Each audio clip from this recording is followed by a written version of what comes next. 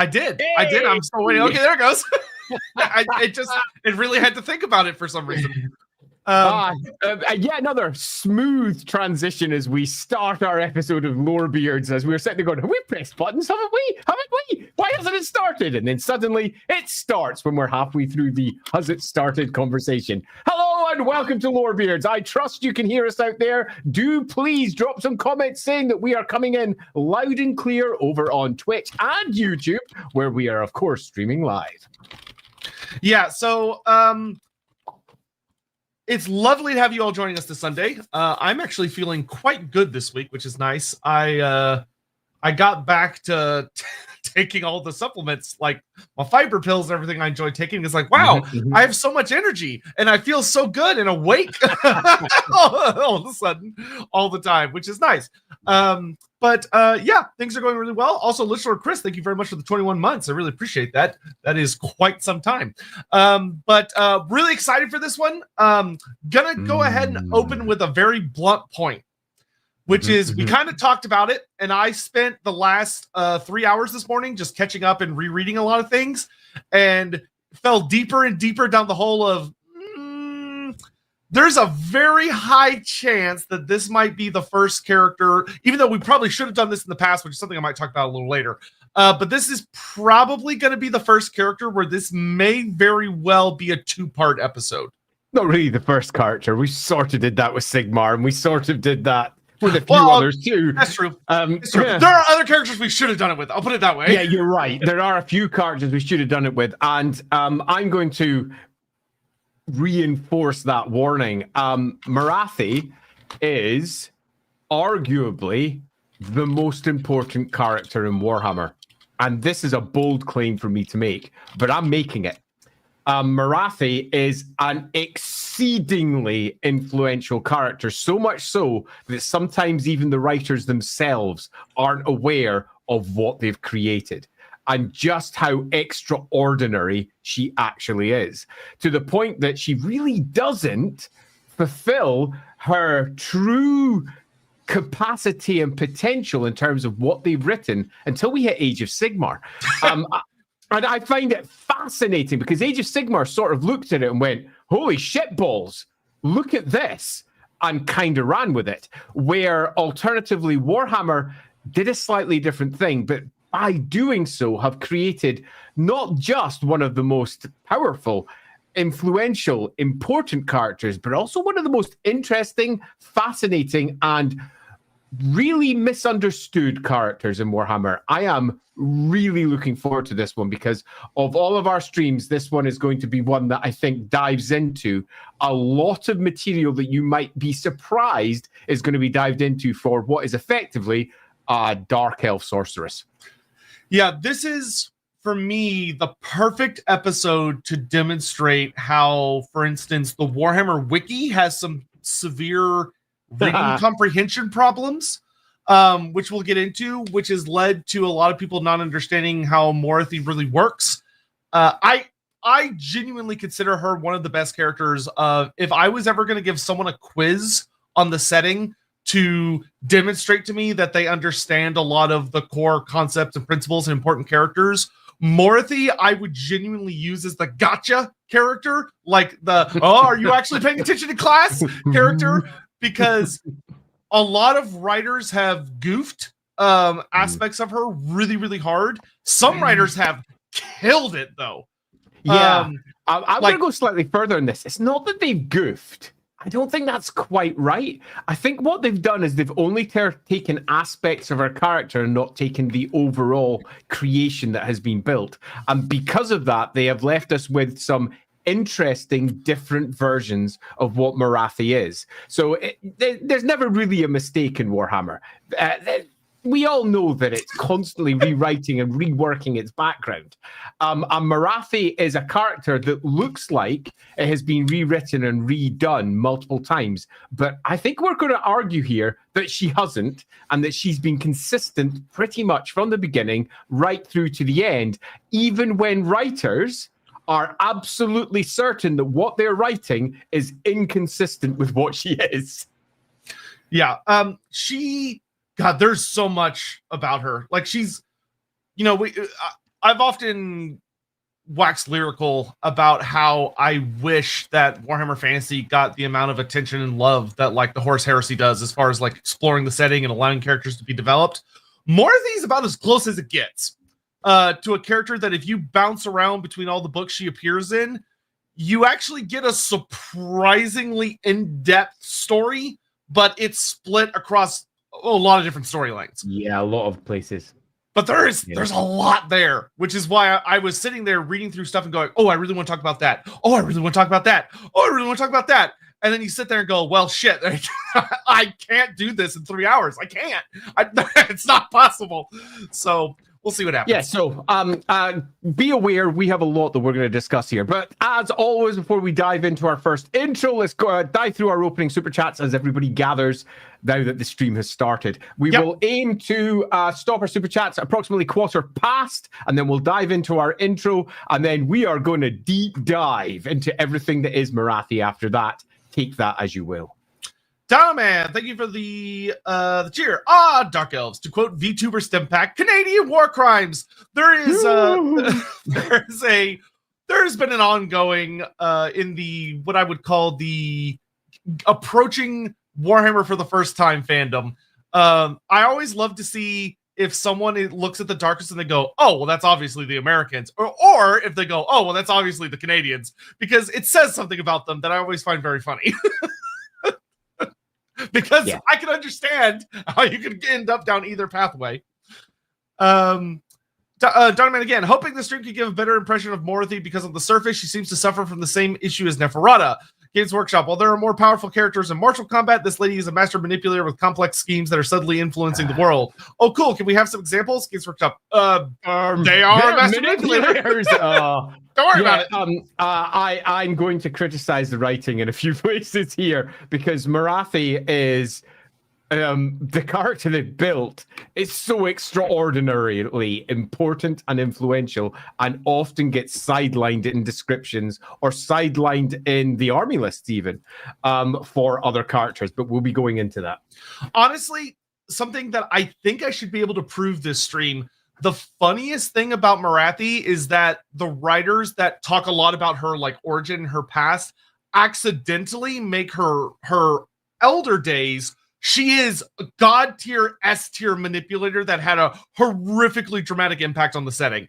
And then as she gets more and more into the spotlight, that's where it tends to suffer more and more because she kind of becomes more of like, this is the tabletop character, where she does a lot less of the actually good scheming stuff and more of like, pew pew. But, we'll get into that. Sidgemeister. Could/would Bray Shaman's harness Gyran? They should. Yeah, I mean, there's no great reason why they shouldn't, other than they really should. We talked about this. This is a classic example of using blunt stereotypes and simple rules for the battle game, where the battle game often focuses upon one or two thematic lores for each one of their different wizards, sorcerers, mages, whatever you wish to call them. They're spellcasters. And this is something that Morathi also suffers from, where often she's just given dark magic, or in different versions of her, dark magic and Slaanesh magic, where in fact she has all of the magic. Literally all of it. And in some iterations of her, they say, yeah, she's got every single spell in this area. In others, they just go, yeah, it's just dark magic and shadow magic, particularly when you move to the modern era of, I say modern, 8th edition version of the rules, where they tend to go for 2 or 3 of the colors plus their core magic, in this case dark magic.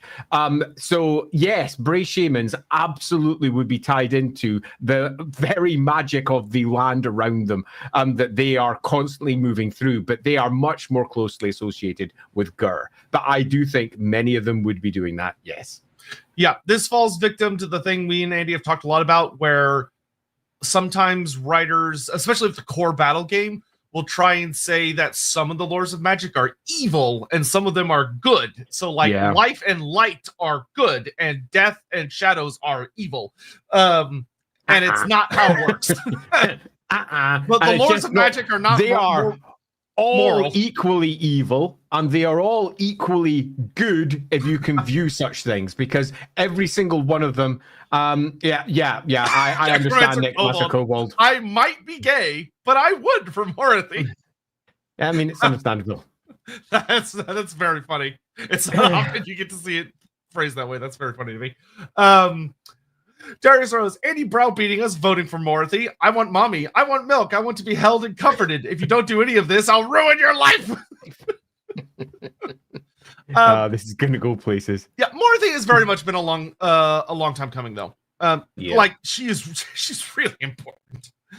Bifle King, quick what if idea. What if Aenarion's first 2 children were returned earlier and were raised alongside Malekith? Would that have changed events at all? Yes. Would have changed a lot. Yeah, it would have changed quite a lot. I'm deliberately avoiding elf what ifs for a little while. Because there's so many of them.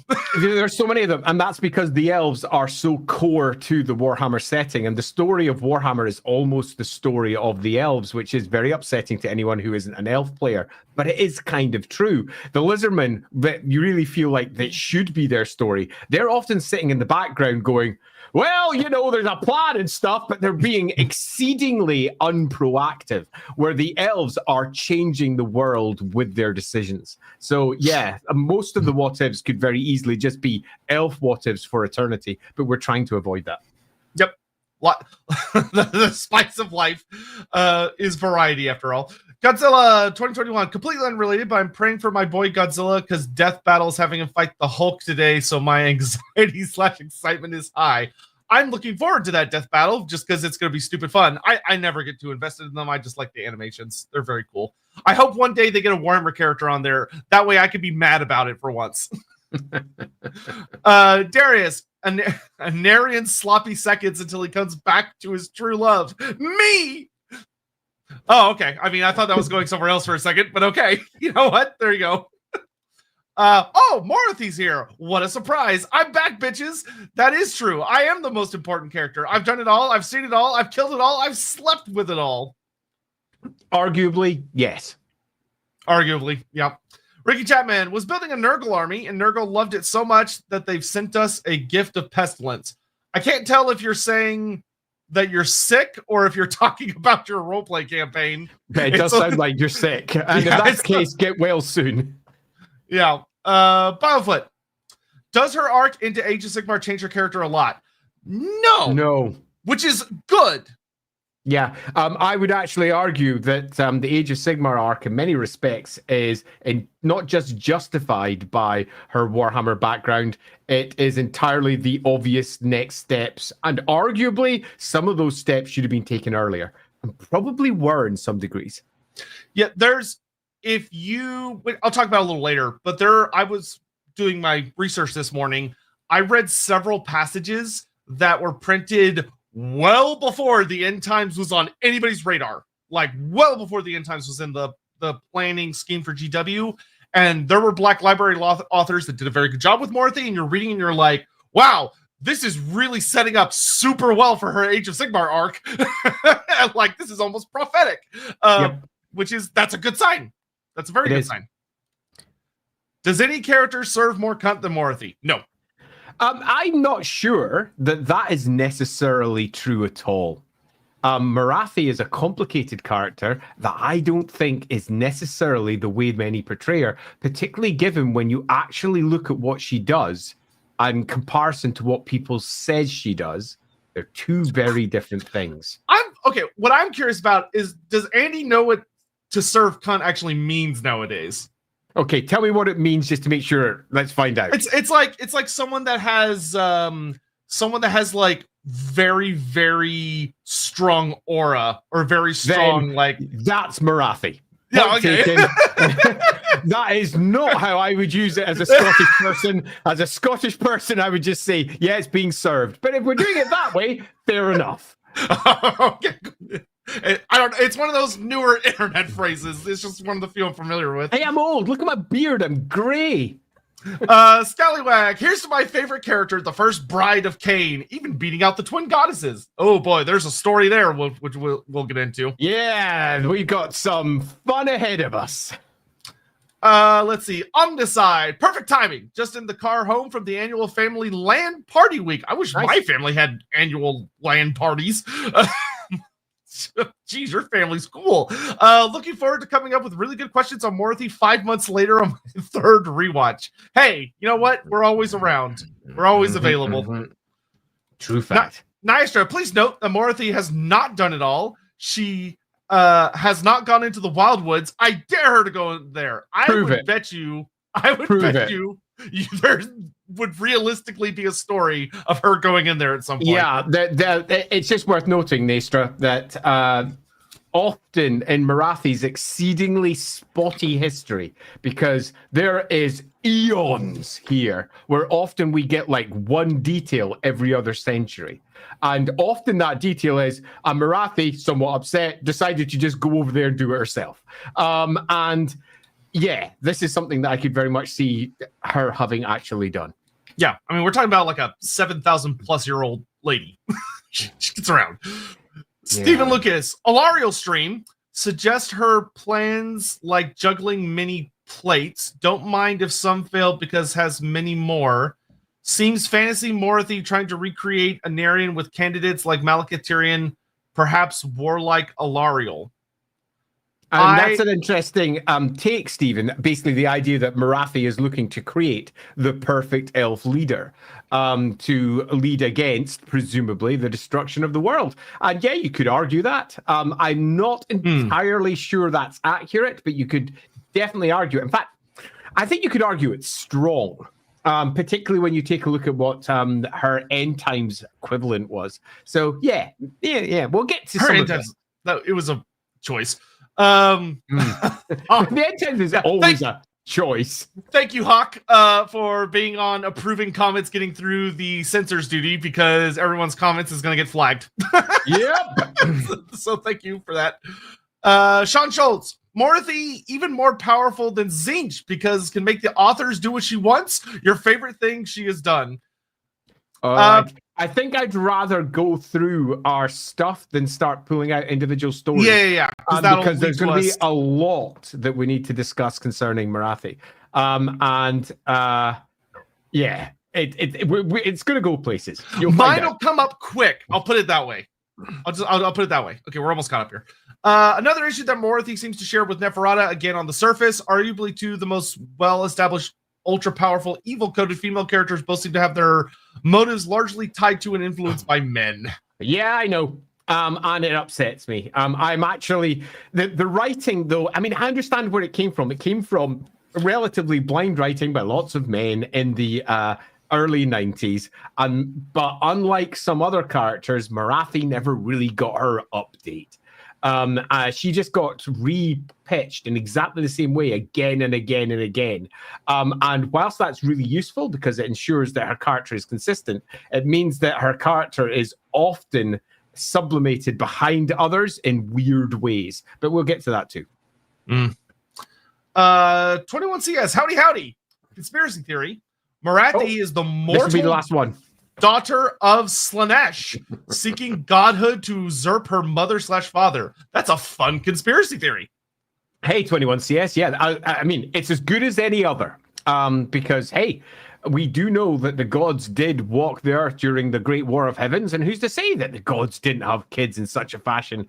I mean, you could argue this. Why not? True. And Morathi comes from that fun generation of elves where we have no idea who their parents are if you go beyond that point. Alrighty, let's dive in. I'm going to keep the intro relatively short this time because we've got a lot to cover. And I know sometimes I've gone extensively into all of the background for the characters, but I think I'd rather let this stream speak for itself and the things we're going to discuss go into the great depth.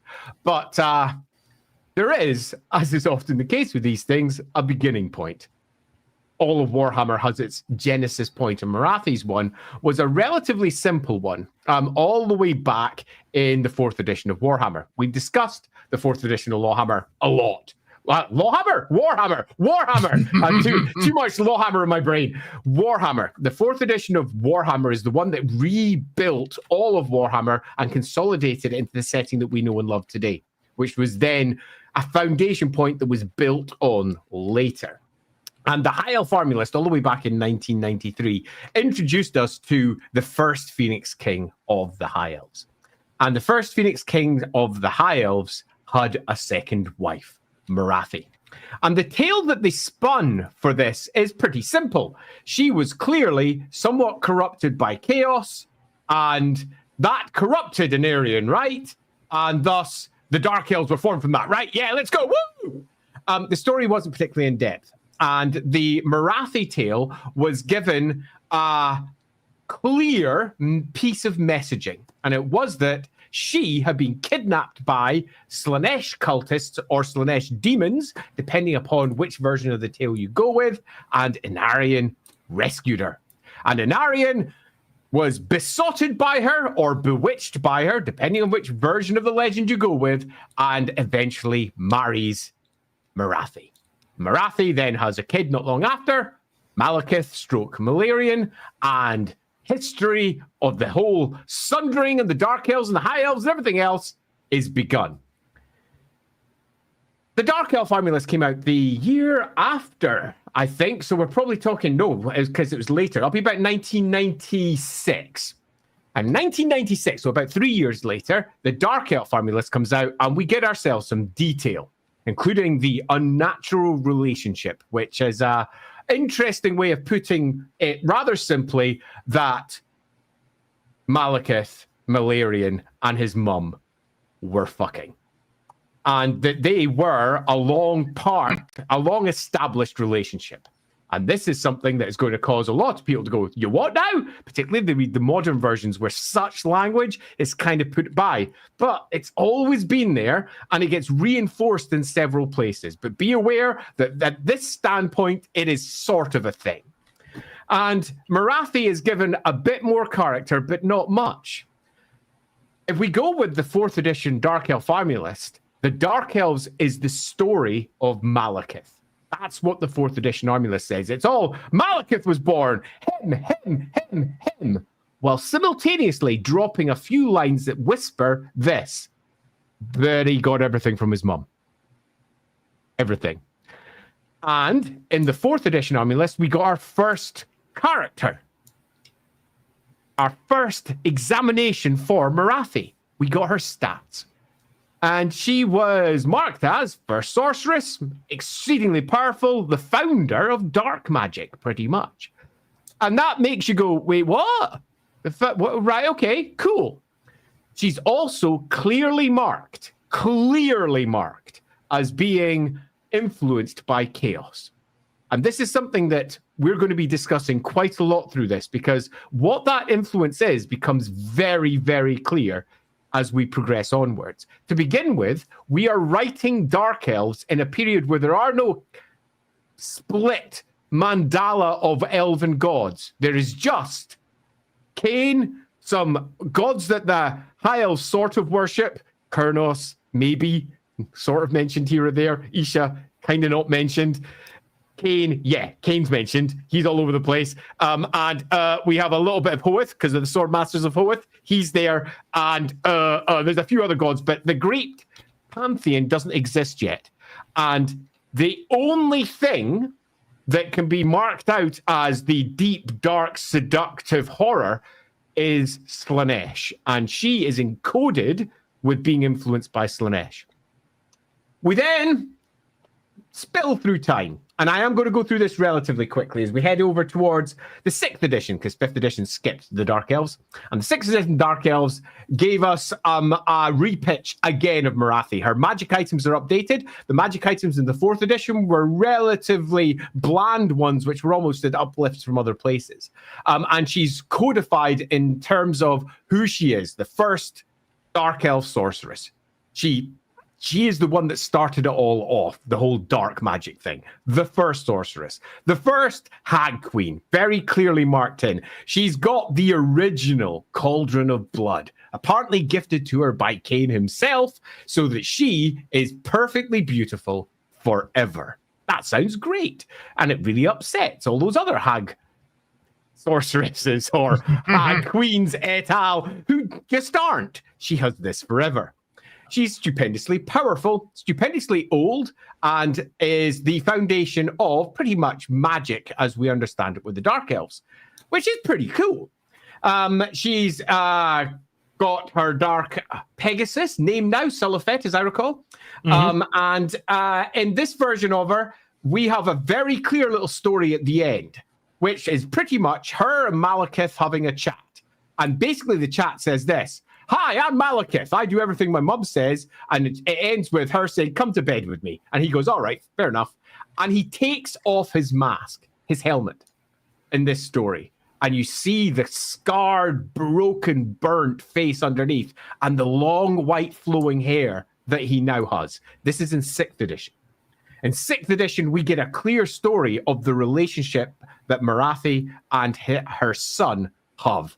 Her son, who is, without compare, the most important dark elf that there is, arguably one of the most important elves there is. And that relationship is one that is surprisingly and unexpectedly tender, as it is loosely put into place. This, of course, slowly changes as we move towards 7th edition. And 7th edition is a bit starker and moves away from the come here, son version, and far more of a combative version. It is Warhammer, after all. And again, in 7th edition, in the nice little write-up for her, they describe her as trucking with chaos. They describe her as dealing with chaos all the time. And this has been interpreted by most writers, and indeed those who even created the character, as she is a chaos character. And if we take a look at what happened in the Storm of Chaos, which was the Great Campaign, she led the Slaaneshi troops, effectively. She was at the forefront of the Slaanesh army and exactly what it was doing during that campaign. Eventually, we hit the most recent edition, which is 8th, which is really interesting. And I say most recent edition, we're not including the Old World because the Dark Elves aren't out in there yet. And here, the Chaos side of it is deeply, deeply erased. Almost. See, they don't get rid of the Chaos connection. What they do instead is they just don't mention it. And I'll give you a clean example. For example, there's a lovely section where they're discussing in 6th and 7th the attempt by the Dark Elves to destroy the great magic vortex of magic that sits over Ulthuan, because they intended to control all of chaos. That was their plan. It was crazy. And it was Morathi's plan. And in the 7th edition version, it clearly states that Malekith is filled with enormous power that he has secured from chaos, because he's a demonologist. He uses chaos against chaos. It clearly states it in black and white. Come 8th edition, they just get rid of all of the chaos is the source of power descriptions, but otherwise copy-paste everything else. So in 8th edition, they get rid of the idea that Malekith and Morathi are using the power of chaos to control chaos, and instead say their great sorcerers' covens are going to pull apart the vortex and then try to take control of chaos itself. But they get rid of the chaos descriptions in 8th edition, as in they're no longer saying they're using chaos against chaos. But in 8th edition, they continue to do it anyway, because later on, it quite clearly states, well, you know, Malekith was just as desperate as he was back during the sundering when it was all going wrong. So he turned to his great deals with chaos again and summons up a greater demon of Slaanesh. And he comes, Nakari arrives, and he's completely underneath the control of Malekith. So it's back in the 8th. And even in 8th edition, the idea of using chaos against chaos is pretty firmly put in place. So loosely, we have ourselves a bunch of books which say this: Morathi uses dark magic to control chaos, just like all wizards do, because all wizards are using chaos against chaos to a degree. But unlike all the other wizards, she's a demonologist. Dark magic is, after all, at its heart, about demonology, controlling demons. It's about using all of the winds and mulching them together for the most powerful effect. It's this hard, fast, exceedingly powerful type of magic. And it does use demons. It uses the spirits of the aether of one as being gentle, or it uses demons from the realms of chaos. And Morathi has been doing this almost since the beginning. And if it was just the army list we used, we would have ourselves a tale of what is effectively the high elves on one side spurning, using chaos against chaos, and the dark elves on the other side using chaos against chaos.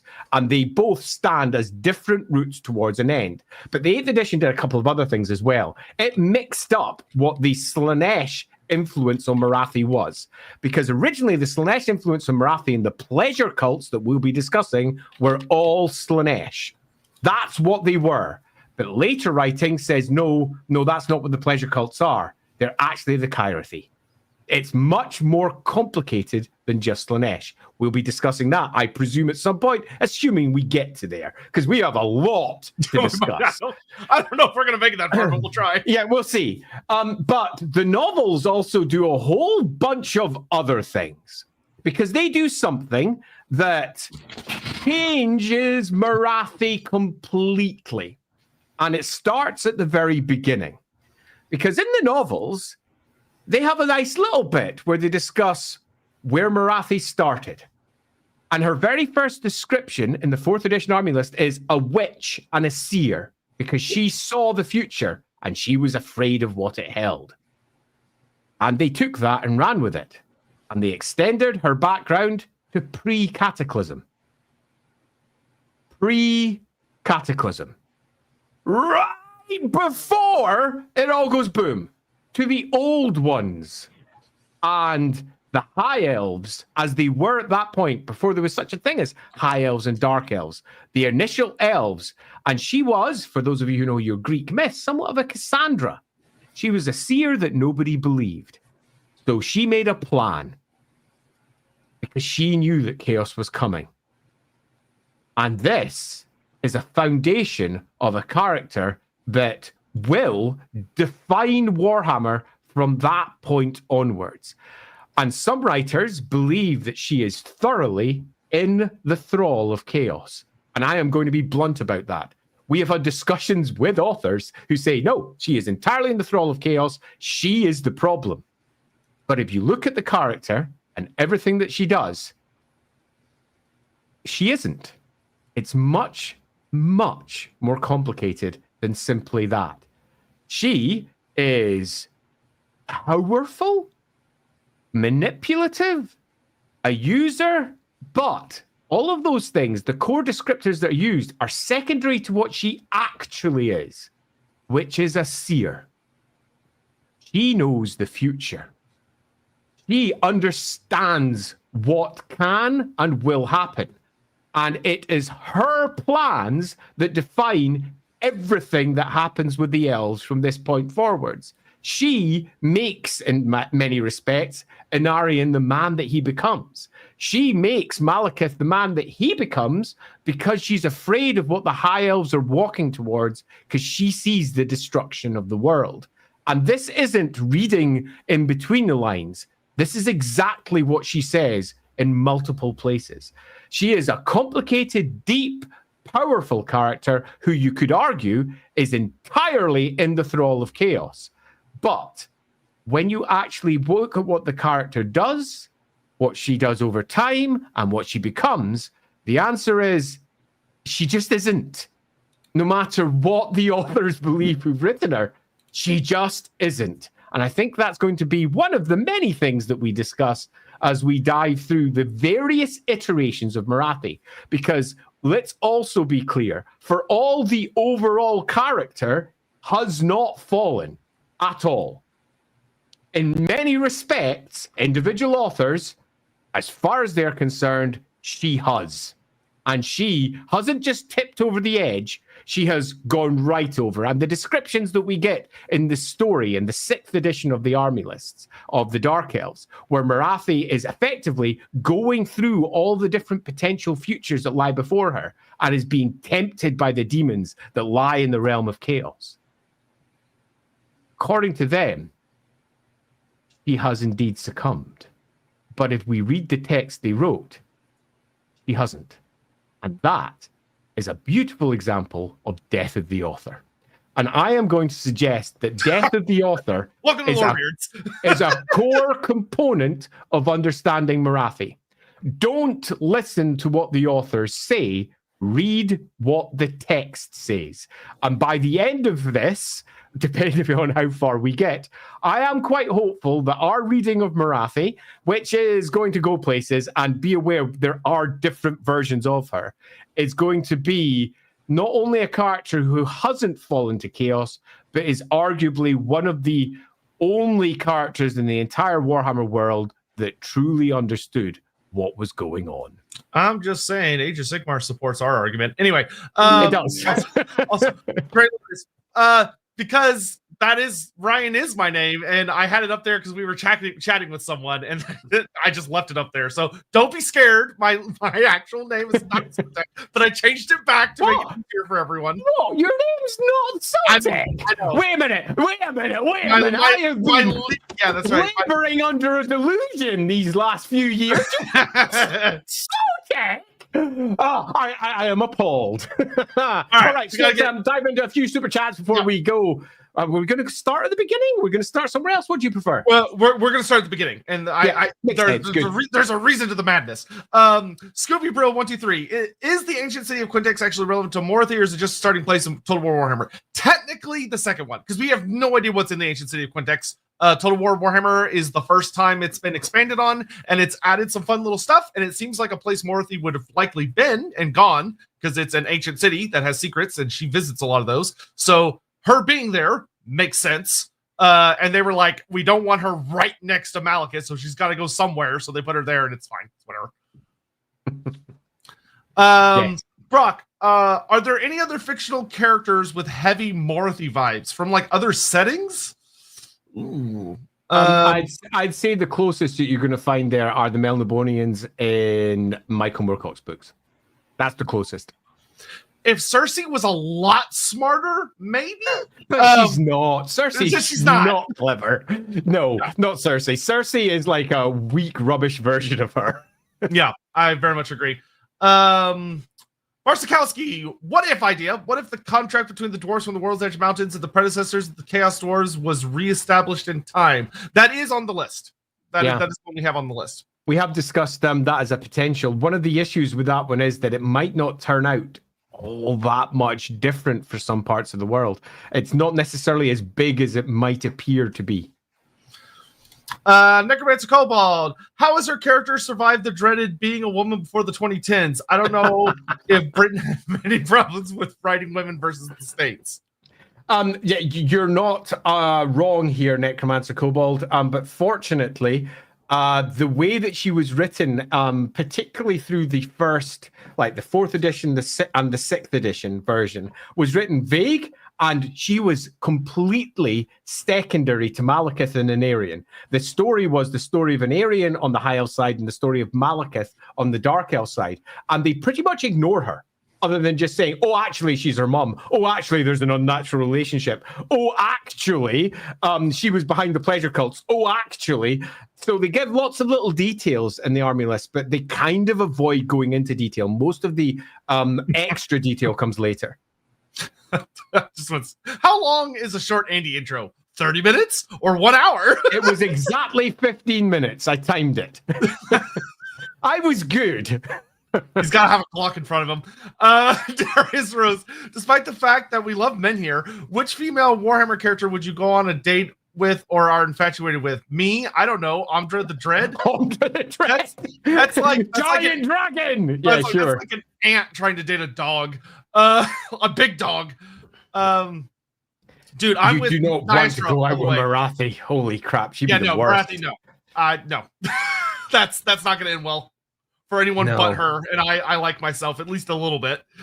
Nyastra, man, I'm all in on Team Nyastra, even though she's only like, you might argue, half a person. But yeah, no, I'm up that creek. Yeah, I don't know is my answer to this one. I'm just far too caught up in the world and all the individual characters because I play most of them as a GM, so it seems a little bit like self-loving.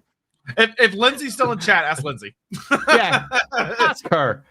Pormesia, can we say confidently that Morathi is the oldest female individual in the Warhammer world? As far as I'm aware, there's no older female than her. As far No, female. Okay, there's going to be some old dragon ogres. There's going to be some old dragons. There's going to be lots of ancient, massive megafauna that predates. She's the oldest humanoid female. Yeah, she's the oldest elf. I think we can say that pretty much. In fact, I think we can pretty much confidently say in the setting, she's the oldest elf. Yes, she's the oldest. She is the oldest elf. And if you want to go down the dwarfs and the rest, that's tougher because we've got several dwarf ancestor gods that were around pre-cataclysm, and some of those are still kind of around. So we can't say that she is the oldest definitely overall, but we can definitely say she's the oldest elf. Yeah. And she's also, interestingly, the oldest, could technically be considered like mortal and would have been capable of dying of old age, kind of, sort of, maybe, but hasn't. Yeah, because there's a couple of questions there, for example, about, say, Kalidor. For those of you who don't know, Kalidor sits at the center of the vortex of magic in Ulthuan, where he's perpetually dead, casting spells that go all wrong. In that the spells that he does ends him.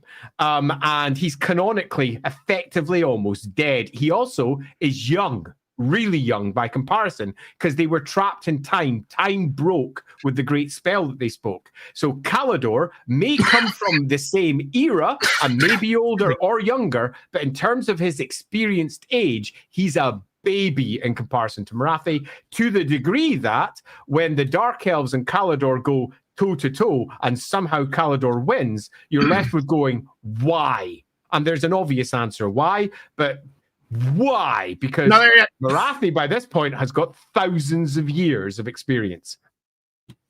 All right. Already did that one. Stephen Lucas, I said more about Alario's YouTube comments and this chat, but you guys floated the conspiracy idea in the Alario stream first. Oh, wow. Cool. Good for us. Yes. You assume I remember things I say.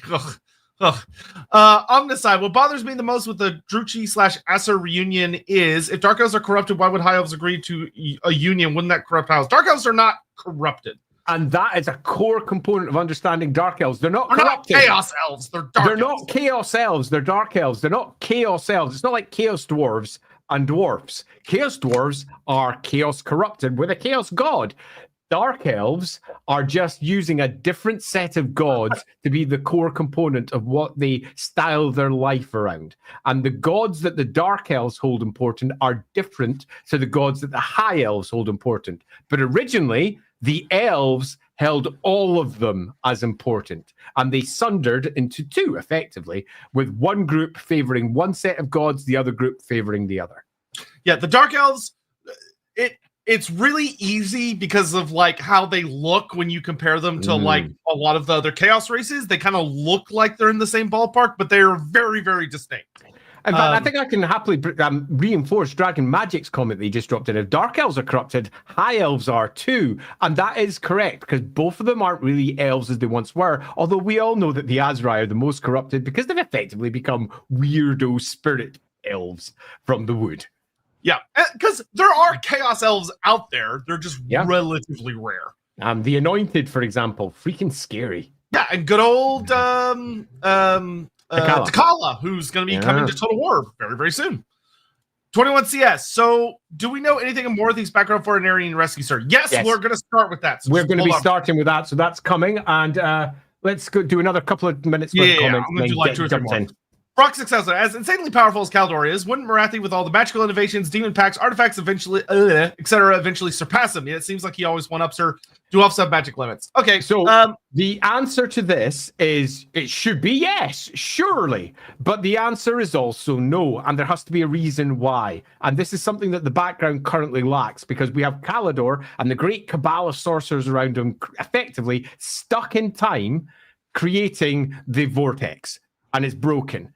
And the Dark Elves on the outside have had a lot more time to master much more magic and understand how magic works far better than what they're doing. They do, however, have one card in their sleeve that's definite, and that's that they're in a time when magic is more powerful because the vortex doesn't exist. Kalidor, so you could argue that does it, but Kalidor has to have another reason why he can somehow be better than mages that have been going for significantly longer than him. Yeah, so from a out of universe perspective, I will give you the cheat answer, which is that a lot of authors are either told or just believe that Kalador is just the strongest wizard in the setting, period. Like he's just the best. He's the best there ever will be and ever was, and he insta curb stomps everybody. The more realistic answer is what Andy was saying that I would very much agree with, which is that he's basically standing on like a nuke. That he has a very unique position, which is that if you release him a little bit, even just the smallest amount from the vortex, you're basically dealing with a guy who's wielding a horrific amount of magic back when there was so much magic that gods could casually walk the world. And he's going to throw it at you. And he's in a world where that magic is still going, and all the elves on the outside in the vortex world, particularly the dark elves who want access to that old magic, are stymied to agree. So I think we have ourselves enough justification there. But when we find out effectively what Morathi is as we head into the end times, and Morathi is so much more than just simply a wizard, and that means Kalador is almost certainly sitting in the same area, which means Kalador is probably something a lot more powerful than the writers even realize. Yeah. Okay, last one. Downaman, tangential question. Why is the High Elf colony in Nagaroth called Arnheim? That name doesn't sound very elvish to me. It sounds Rickspiegel-ish. That's because it's a typo. The original map had it as Arnhelm, Arnhelm. So it's Arnhelm, and Arnhelm was the High Elf colony over there. But it got typoed into Arnheim, particularly because everybody who was working around the maps was so caught up with their favorite little secret place, the Empire over in the old world, where everything's Heims and such like. They just presumed it was Heim. So Arnhelm became Arnheim. And Arnheim is now the name. And you're right, it makes zero sense. Yep. So it needs a good story to make sense. Right, you're going to start at the beginning. Yes, we're going to start at the very beginning with Morathi, the Seer. So Morathi got a really, really cool little storyline. I would highly recommend it if you've never actually read through it. Tyrion Teclis book got a lot of really good stuff in it by Bill King, or Brilliant King. Dude wrote a lot of good stuff. Bill's awesome. So there is a whole prologue chapter to the second book where Morathi basically has a series of flashbacks while she's about to do some stuff, where she talks a lot about the pre-cataclysm, which was a very exciting thing because there's always been little notes about it. Yeah. But we never got an in-depth, because one of the things, like Andy said, is that Morathi getting the pre-cataclysm bump is a much bigger deal than a lot of people realize, because the cataclysm was not a short incident. This happens a lot where people will hear about the cataclysm and they think it happened and then it wrapped up in like 50 years. It lasted for centuries, multiple centuries. It took forever for the cataclysm to wrap up. Yeah, and it gives you a clear timeline where Morathi's probably at least 10,000 years old, rather than the 7,000 that had been bandied around before that point. About 4,000 or 5,000 years ago, the Dark Elves became a thing. Another 1,000 years before that, there was other stuff happening. No, she goes back way further, because it's pre-cataclysm, before the Chaos Gods are even doing their thing. Yeah, so we're dealing with someone that is super duper old. Now, there are a couple of little details that are included that I kind of like, okay, that probably shouldn't be in there, where you have mention of like the very first ever queen and like the old ones themselves. Probably not that, but we do know. Why do we not need to mention it? Oh, I find it silly that someone would be around for what I would call like the days of mystery. I like to leave those sort of weirdly out, because it also kind of implies that the first ever queen is what's her face, Aenarion's wife, I'm not so keen on that either. I don't think that was the bit, but nevertheless, the text is pretty explicit. She was around during the old one's time. Yeah, and I will double down by saying I think that's dumb. But anyway, I don't think it's dumb because elves can do that. She's around it during the time when the gods are walking the world.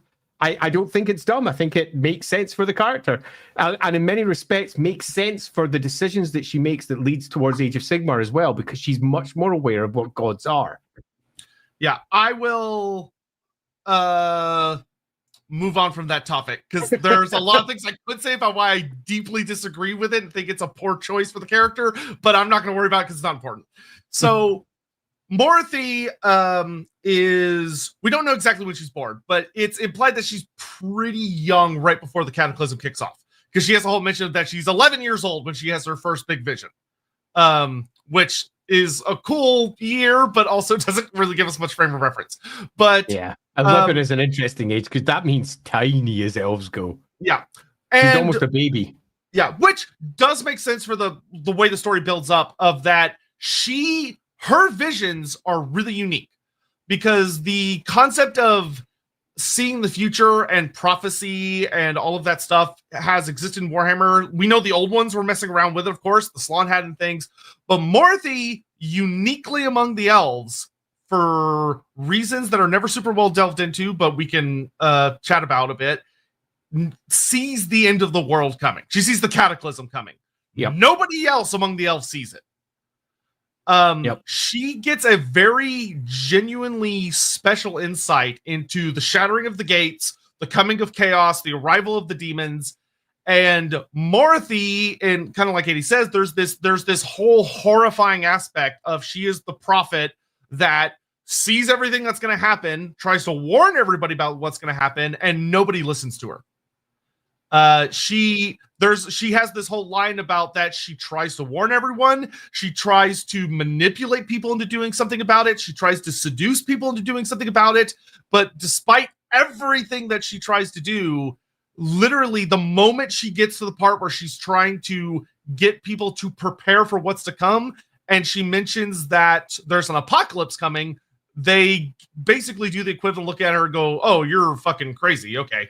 Yeah, and I think what we have here is different versions of the background are slightly conflict, because what we have is an era where we know the gods are walking amongst the elves. So this is a time when the gods are there, and you can get the clear reason for why she's not believed, because the gods are not in sync, and they don't agree with her.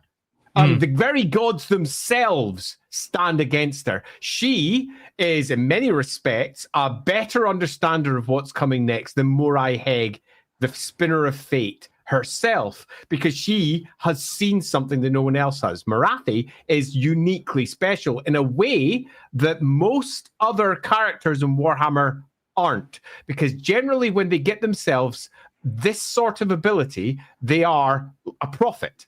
I.e., they receive the word of a god who explains what's coming next. That's not the case for Morathi. She's a seer. She is somebody who has independently got the capability to see the threads that are ahead and understand them. And she saw more accurately than the gods themselves. And that is a super fascinating starting point. And in many respects will speak to what happens in the War of Heaven when the gods fracture, because everything that Morathi said was coming does indeed come. And the Chaos Gods and all of their whispers and everything that they were doing came as a surprise. It was a massive shock. Loads of elven gods died during this period because they didn't believe this could possibly occur. But Morathi was doing it. And there's one other, I think, important detail hinted at here that Sotek sort of skims over, and that's that Morathi really tries. We're not talking 5 years or 10 years worth of trying here. She, during this time, becomes a full adult and moves into a position of what is the equivalent of power in this early era of the elves in an attempt to try and persuade others to her way of thinking. And she tries lots of different paths. And elves don't do this in a matter of a year or two. Elves are a long-lived, relatively slow processing species in comparison to some others. Yes, they can move fast, but when they try something, they don't give up after 10 years or even 20. It suggests that she's been alive during this era for several centuries. as she's attempted one thing or another and effectively has become a pariah. Nobody believes her. Everyone thinks that the witch is insane and the witch is wrong. She is just wrong. That's pretty much the long and short of it. And again, for those of you looking for her origins, she's an Ulthuani elf. She comes from Ulthuan. Ulthuan is her home. It's very likely that she might come from Nagarath, because that's sort of hinted at later points and how much she fits in there, but it's never said explicitly that's the case. And I think it's probably better that it isn't. She is probably born somewhere. She's given no express parents. There's no definite she is this person or that person. What you can say for certain, though, is that she was young at one point. She remembers being young, and she got her visions early, really early. And they didn't come from the standard route that Warhammer uses for this, which is the gods, because the gods themselves denied her. Yeah, and this is where she does something that I personally love, because it establishes her character in a really unique way, which, once again, she's not fallen. She's not. She just isn't. And Morathi, in some versions of the story, and my favorite version of the story, like Andy said, she goes through the ringer trying to save the elves from something they are completely unaware of and refusing to deal with. Because why, if someone is trying to convince you that you need to change your ways and prepare for a war, the likes of which is genuinely impossible to imagine, most people would look at that and go, we have literal gods, we live in a paradise, you're insane. There's no indication. And the gods themselves are saying, shut up, we live in fantasy land, it's great here. Yeah, so what Morathi does is that she, after trying to convince and seduce, and one of the things that's interesting about the seduction line is it's very much she is trying to manipulate people by putting herself on the line.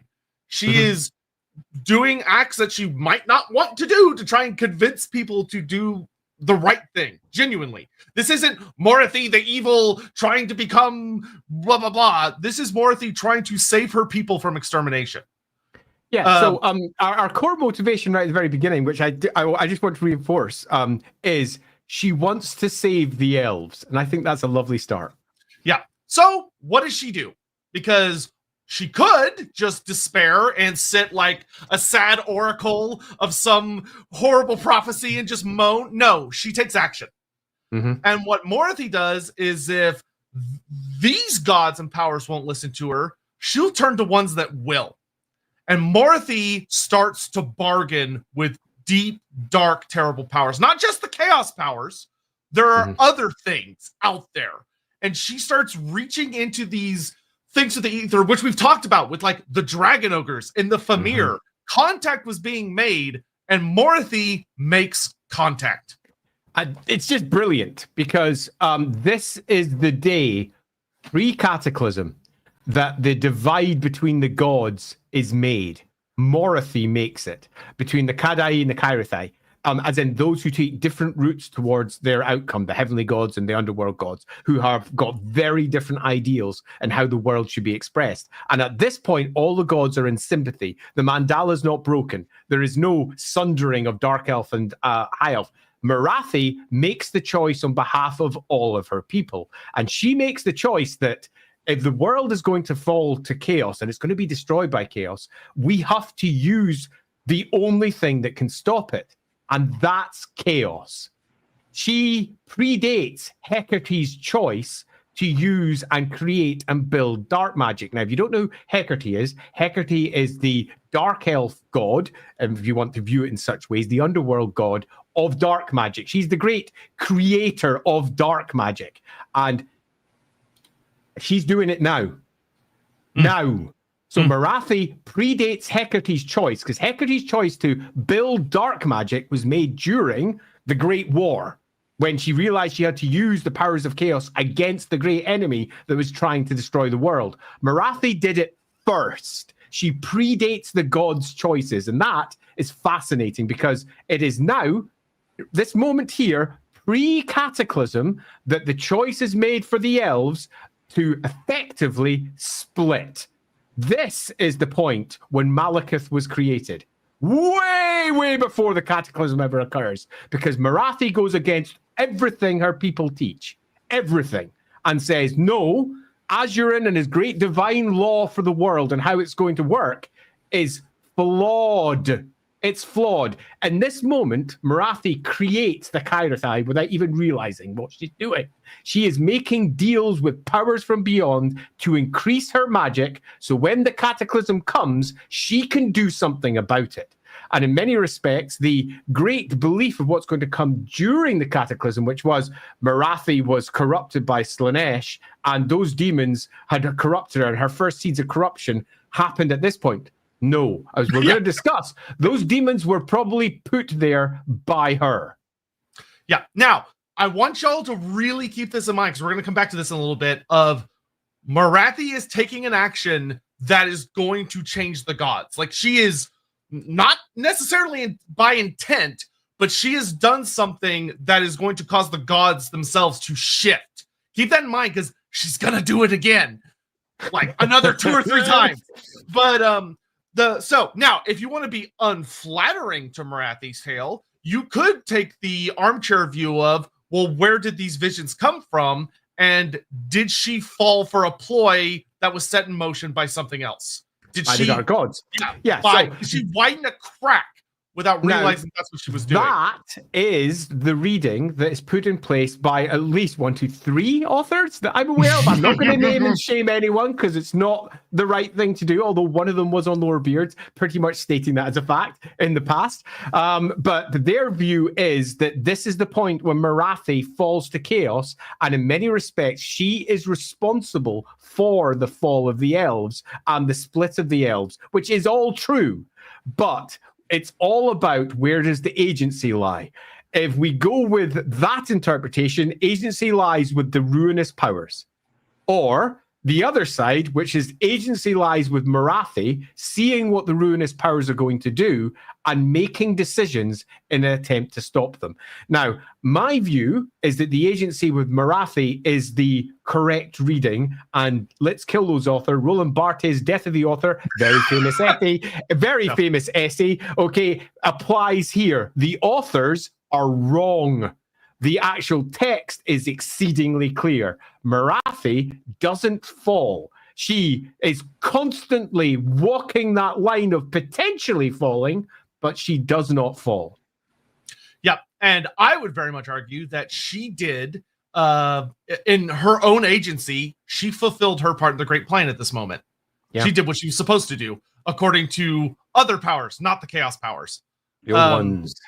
Which is why I have no issue that the old ones are around at this point, and she's a core component of the old ones' plan. That's a fair argument. I just don't like the idea that she saw any of them. That's where I don't mind, because that can be just left behind authorial drapes. You don't need to actually tell the stories of those times. It can be nothing more than her memory. But they were real. They wandered the world. Oh yeah, they did stuff. So I have no problems.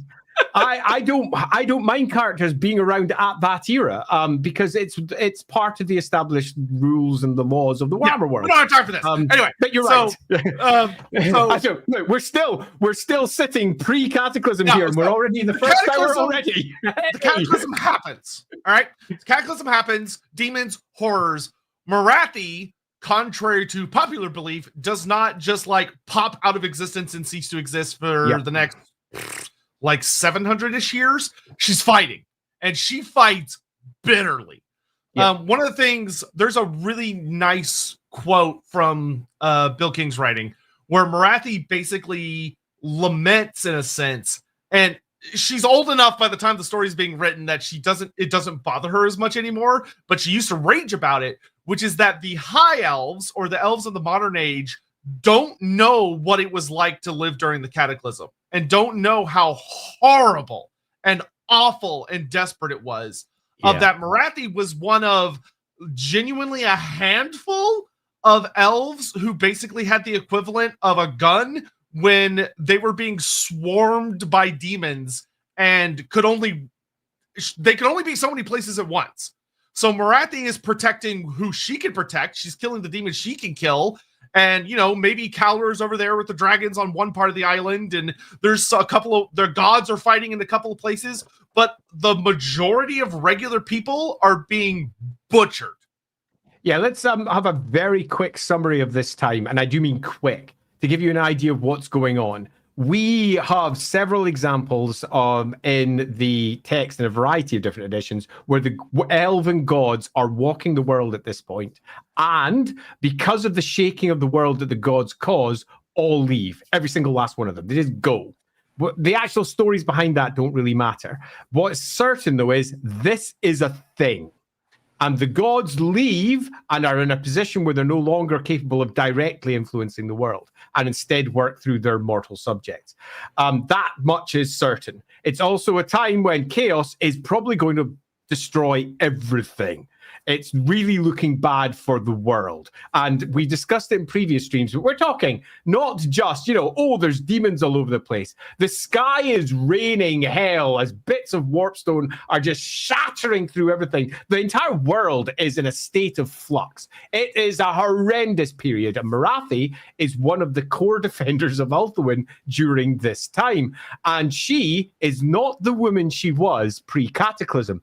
Pre-cataclysm, she was a seer, a desperate seer, who then makes pacts. She's on the other side of these pacts now. She has extraordinary power by this point. I would argue at this point, she is probably more powerful than any of the other elves. And it's sort of hidden in the text, but because of what the text offers, she has had centuries to master her arts, and she has had centuries to refine them, and she is not doing what the rest of the elves are doing, which is studying what lies before them. She's almost studying what lies ahead, and she is taking quick, fast, sharp routes to true power, the route of dark magic. And this is also the point when she and Hecate almost certainly become inseparable. The two become effectively one. Her choices mirror Hecate's choices, which is to create and use and refine dark magic, where Hecate does it on the divine level and she does it on the mortal level. And her power at this point is significant. And that can't be in any way underplayed. She is already the first sorceress and the first dark sorceress and the first truly powerful non-old one directly created thing, because she's drawing power from a completely different source. But I think it's again relatively important to note that when you write it out reads like this. She's completely wrapped up with chaos. And it's true, because she is. And the first time that she meets her future husband-to-be, so when Aenarion is in a state of despair and everything's going wrong, and it's all going terribly for the elves, and Morathi steps from behind the shadows for the first time into the history books and steps forward, is when she realizes the elves are going to die. And she takes over. And she does so by reinforcing the most important elf in the entire defense of the world, and that's Aenarion. And steps forward, and the one part, by this point, she is in, I used the word inhuman, it's English, it's what we use, we're all humans. She is inhumanly beautiful by this point because of the pact she's made. She is everything that Aenarion wants, and arguably the first actual mistake happens at this point. Because when she steps forward, he falls in love. There's an interesting thing here about Morathi says two things about Aenarion in several texts that are really interesting. First, which we'll get to in a second, is that she's going to fall in love with him, which was not the plan. That was not her plan at all. She goofed. But the second thing is that Morathi says in different texts that one of the things that about Aenarion that fascinated her is that in all of her visions and all of her seer prophecies, she never saw him. He doesn't show up. So, like, when she meets him, he's like a void in the future telling, which you could argue could probably have something to do with the fact that he has a literal god in his flesh. And like Andy said, she meets with him. It's because, if you want it very simply marked in, Azuran made divine rules for the entirety of reality if you go with the elven myth, and Azuran broke one by effectively bringing himself back with Aenarion, which meant that Aenarion should have died that day. when he was sitting on the top of his pyramid. If you don't know the story, very loosely, all the elves were screwed. And Aenarion goes to the great shrine of Azurin and says, we're all going to die. Here's a bunch of offerings. Here's a bunch of sacrifices. Please help me, do whatever. And in the end, Azurin said no, because the future is fixed. Morai Heg's fate is certain. And then eventually he goes, fuck it, and just sacrifices himself and walks into the flame. And like Azurin before him had done, he reincarnates from this flame with Azurin's power held within him, becoming arguably the first true avatar of the gods on the planet. And that is where his history is rewritten completely. And all of the Seer power went up to that point and didn't see Azurin breaking his own rules. And he did. So it's a perfect little story. It makes complete sense. And Aenarion is effectively the thing, the big crowbar that can make the potential destruction of chaos happen and maybe the win against chaos occur. And that absolutely fascinates Morathi. Yeah. So another thing to keep in mind this part, because remember that whole thing I said about how gods are changing because of Morathi's actions? We've talked about Hecate, and now that she has become the goddess of sorcery. She's become this goddess of dark magic. Well, there's a problem with Hecate and having her favor, which is that Hecate has a twin. She has a sister named Authority, the Lady of Desire. And Authority and Hecate, to put it bluntly, fucking hate each other. They are not close, and they're very jealous of one another. And Morathi understands the gods arguably better than any other elf in existence. And agreed. She knows that she has to keep them balanced. She can't just show a lot of favor and take a lot of knowledge and power from Hecate. She has to keep Authority balanced as well, because as we'll talk about a little bit later, we're not there yet. When you get out of balance with them, really bad things happen to you. Yeah. So she keeps balance with the Lady of Desire, which makes Morathi, beyond her natural beauty, which is intense, it's further magnified by the literal power of a goddess.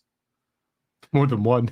More than one. Yeah. This is the Morathi. Because she also uses Slaanesh. Let's be exceedingly clear about that. Slaanesh is a tool in her toolbox. She uses the power of Slaanesh against Slaanesh. She is absolutely in no qualms about using demons, working with Slaanesh worshippers, doing whatever is required to get the win. Yeah, so this is where she, even though we've already kind of spoiled that it accidentally backfires a little bit, she sets her trap for Aenarion. Not trap in a sinister sense, but trap in a, just like she was before the Cataclysm, needing to do what needs to be done so the right thing gets done. Absolutely. So let's be very clear. Morathi, right from the outset, has learned that she can't rely on other people to make good decisions because they're shit at it. And everything that she tried to tell them would occur, they didn't believe, and occurred regardless. During the course of the Cataclysm, she has seen it go worse and worse and done everything in her power to try and hold off the worst attacks of Chaos and Ulthuan. And it's reaching the point now where she's also sort of despairing. But Aenarion was an unread component in this. He was the one somehow dancing through all of the skeins of fate of Morai Heg that she didn't see. And she was like, we can use this. This is possibly the route through. But she doesn't do what your average person would do, which is, hey, Aenarion, I know all this shit. Let me help you. No, she doesn't trust anyone. She's convinced that they won't believe her because she's like Cassandra. Go look up Cassandra. I don't want to go into detail about Cassandra, but she was basically a seer who no one believed. So she saw the future, but no one believed anything she said. It was a horrible place to be. And she's somewhat similar, but she's taken a very different route to Cassandra.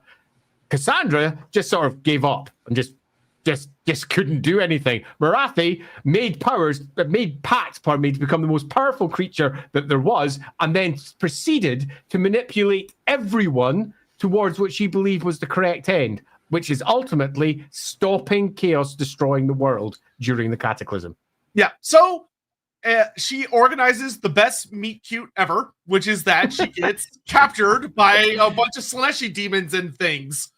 And Aenarion goes, Chaos Army, and he runs down there on his dragon. He kills them all.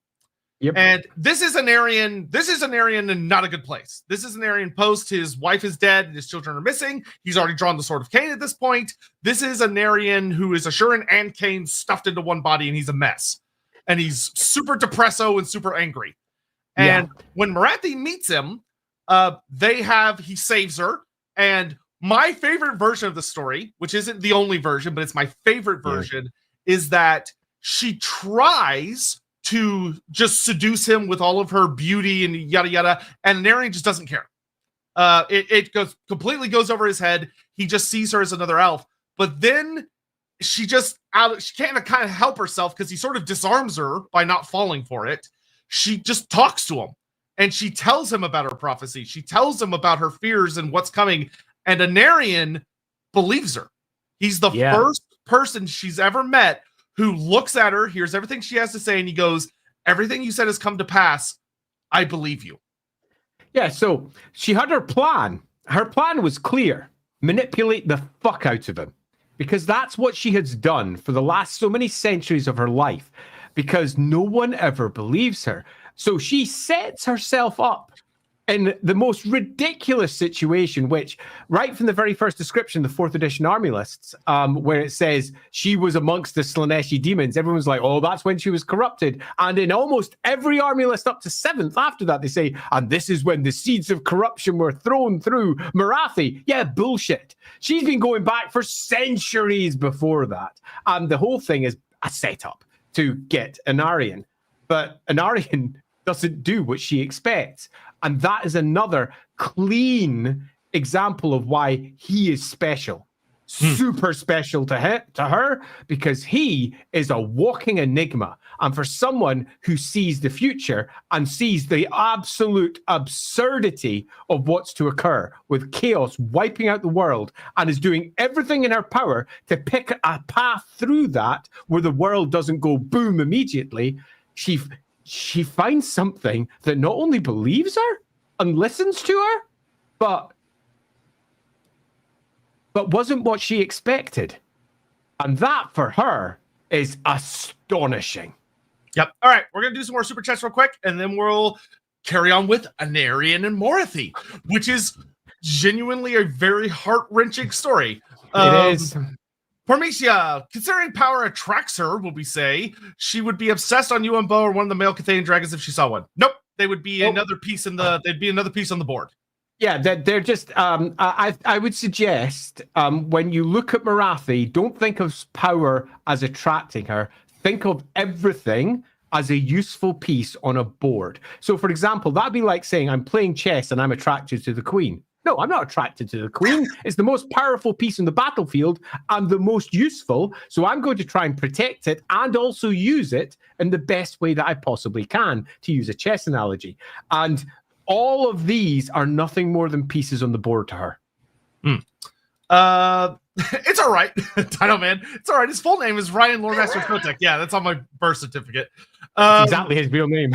Laughing guys. So is Morathi not being followed a lich pin idea that makes the story stronger? I would say it is comparable to Neferata making a better elixir and Nagash claiming it, linchpins being the only canon.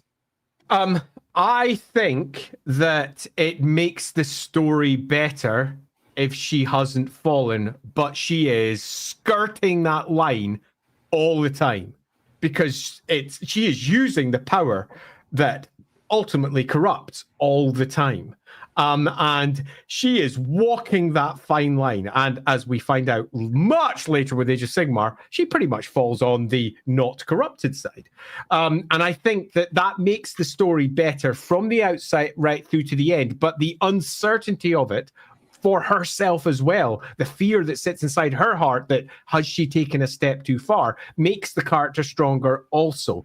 Doubt is a core component of it, and not being certain, because she is mortal. She doesn't have the certainty of an etheric entity, which is nothing more than pure purpose of a certain type. She's not a god. She is a mortal. And that means that she has all the failings of, that's going to come later. She has all the failings of a mortal and all the fears of a mortal that makes her a better overall character. And the idea that everyone else is convinced she's fallen, bar probably her son.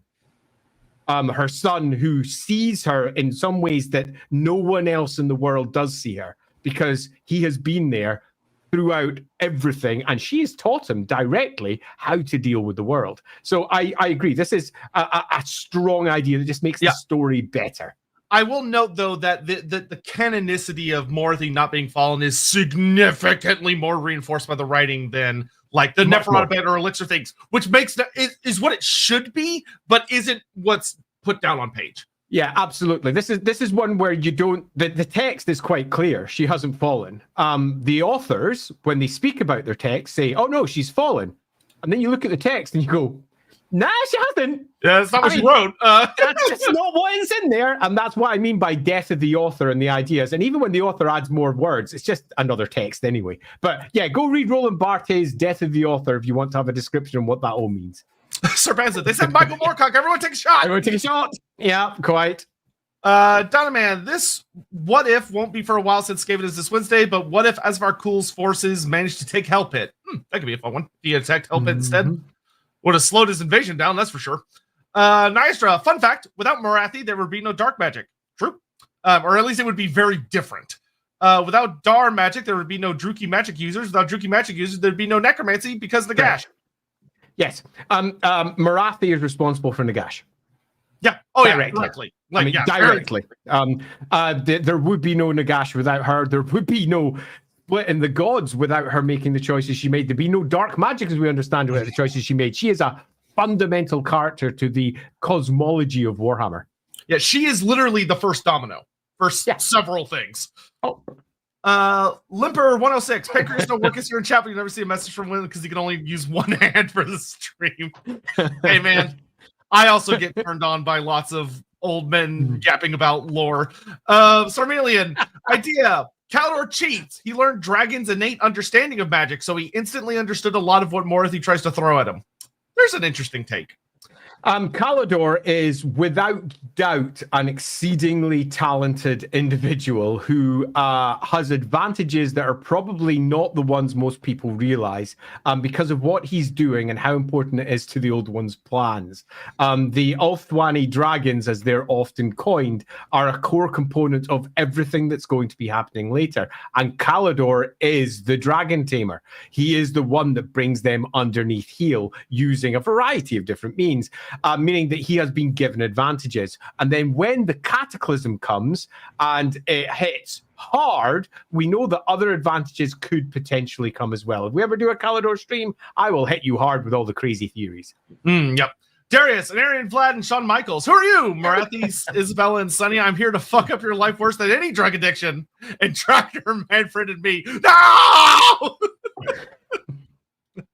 Fire Snake, heavy off topic, wanted to post on Wednesday. I feel if we do another 40k versus fantasy, the Gene Stealer would be a nightmare for Skaven. Skaven already like to trade their own population as currency and don't mind mutation. Gene Stealers would be a potential awful component in the Warhammer world. Oh yeah. Tyranids would fit in smooth. I've done it already in a Warhammer game and it was fun. Damn it. Oh, I've just had a tinfoil hat idea for why Kalador managed to beat the Dark Elves. Morathi is a Seer, so she could see that if they didn't do the ritual, they would lose, but if the ritual fully succeeded, chaos would be unleashed too early, so she secretly actually aided Kalador when he was temporarily freed, thus allowing the Dark Elves to escape with the first Black Arts. No, because Morathi was against the ritual from day one. Yeah, hard, and we'll get to that as we move into the future. She literally pleads with Aenarion not to go because she knows what's going to happen. Yeah, and we're not there yet. We will do, but she was hard against it, and there's an obvious reason why. For the very reason why Kalador is so fucking powerful in the center of the vortex whenever they tried to bring it down, because magic was so much more powerful then.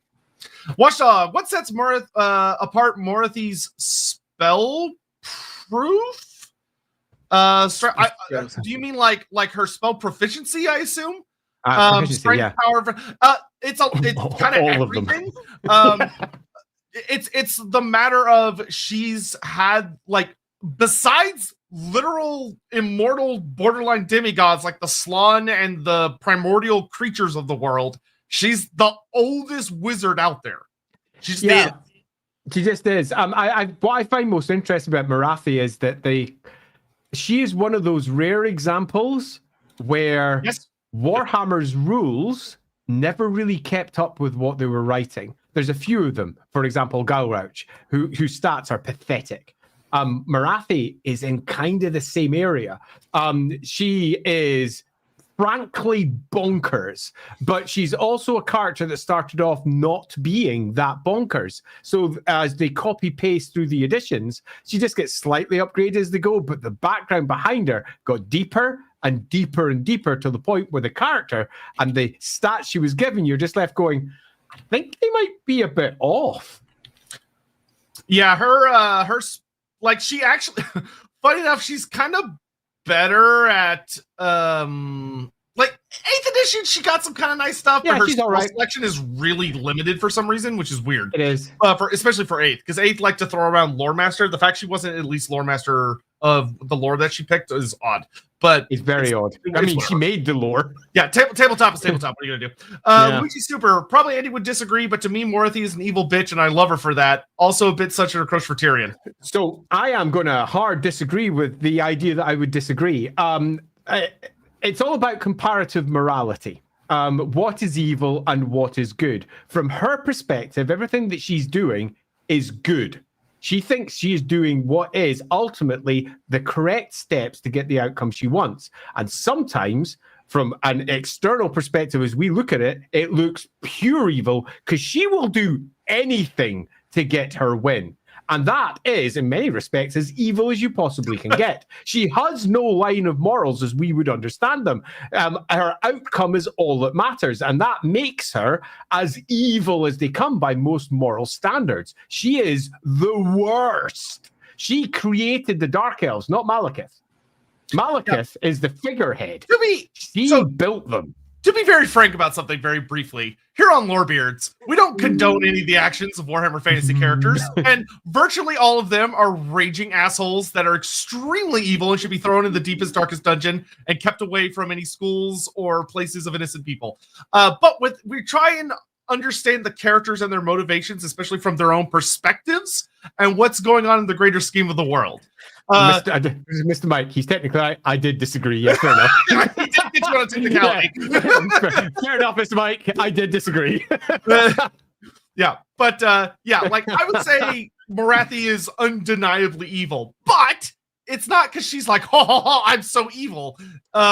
She's the best type of evil. She's evil in a way where she's the good guy as far as she's concerned. She is the good guy.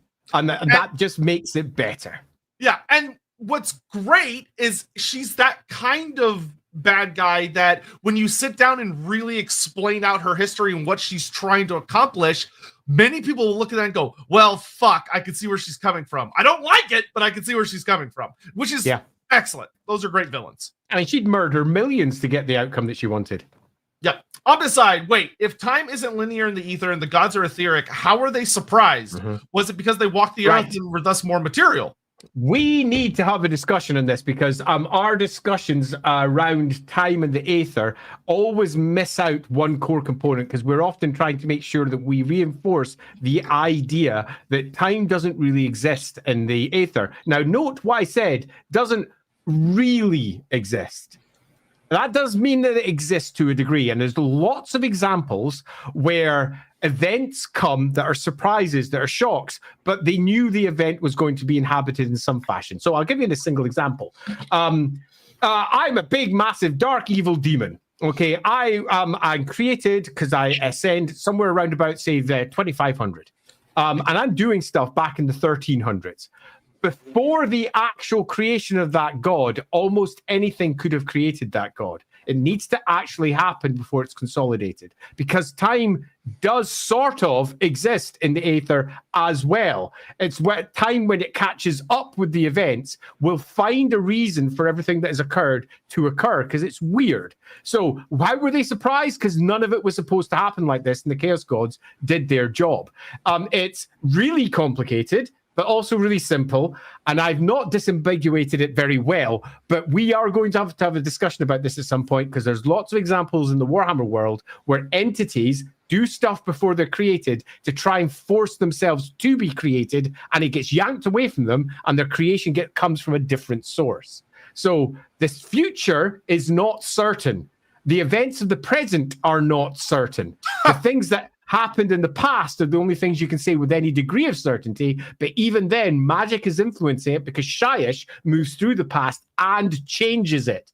The reason that it's all a bit of a mess is because the material realm has magic in it now, which means that the cause and effect of reality is broken because of what the Chaos Gods did.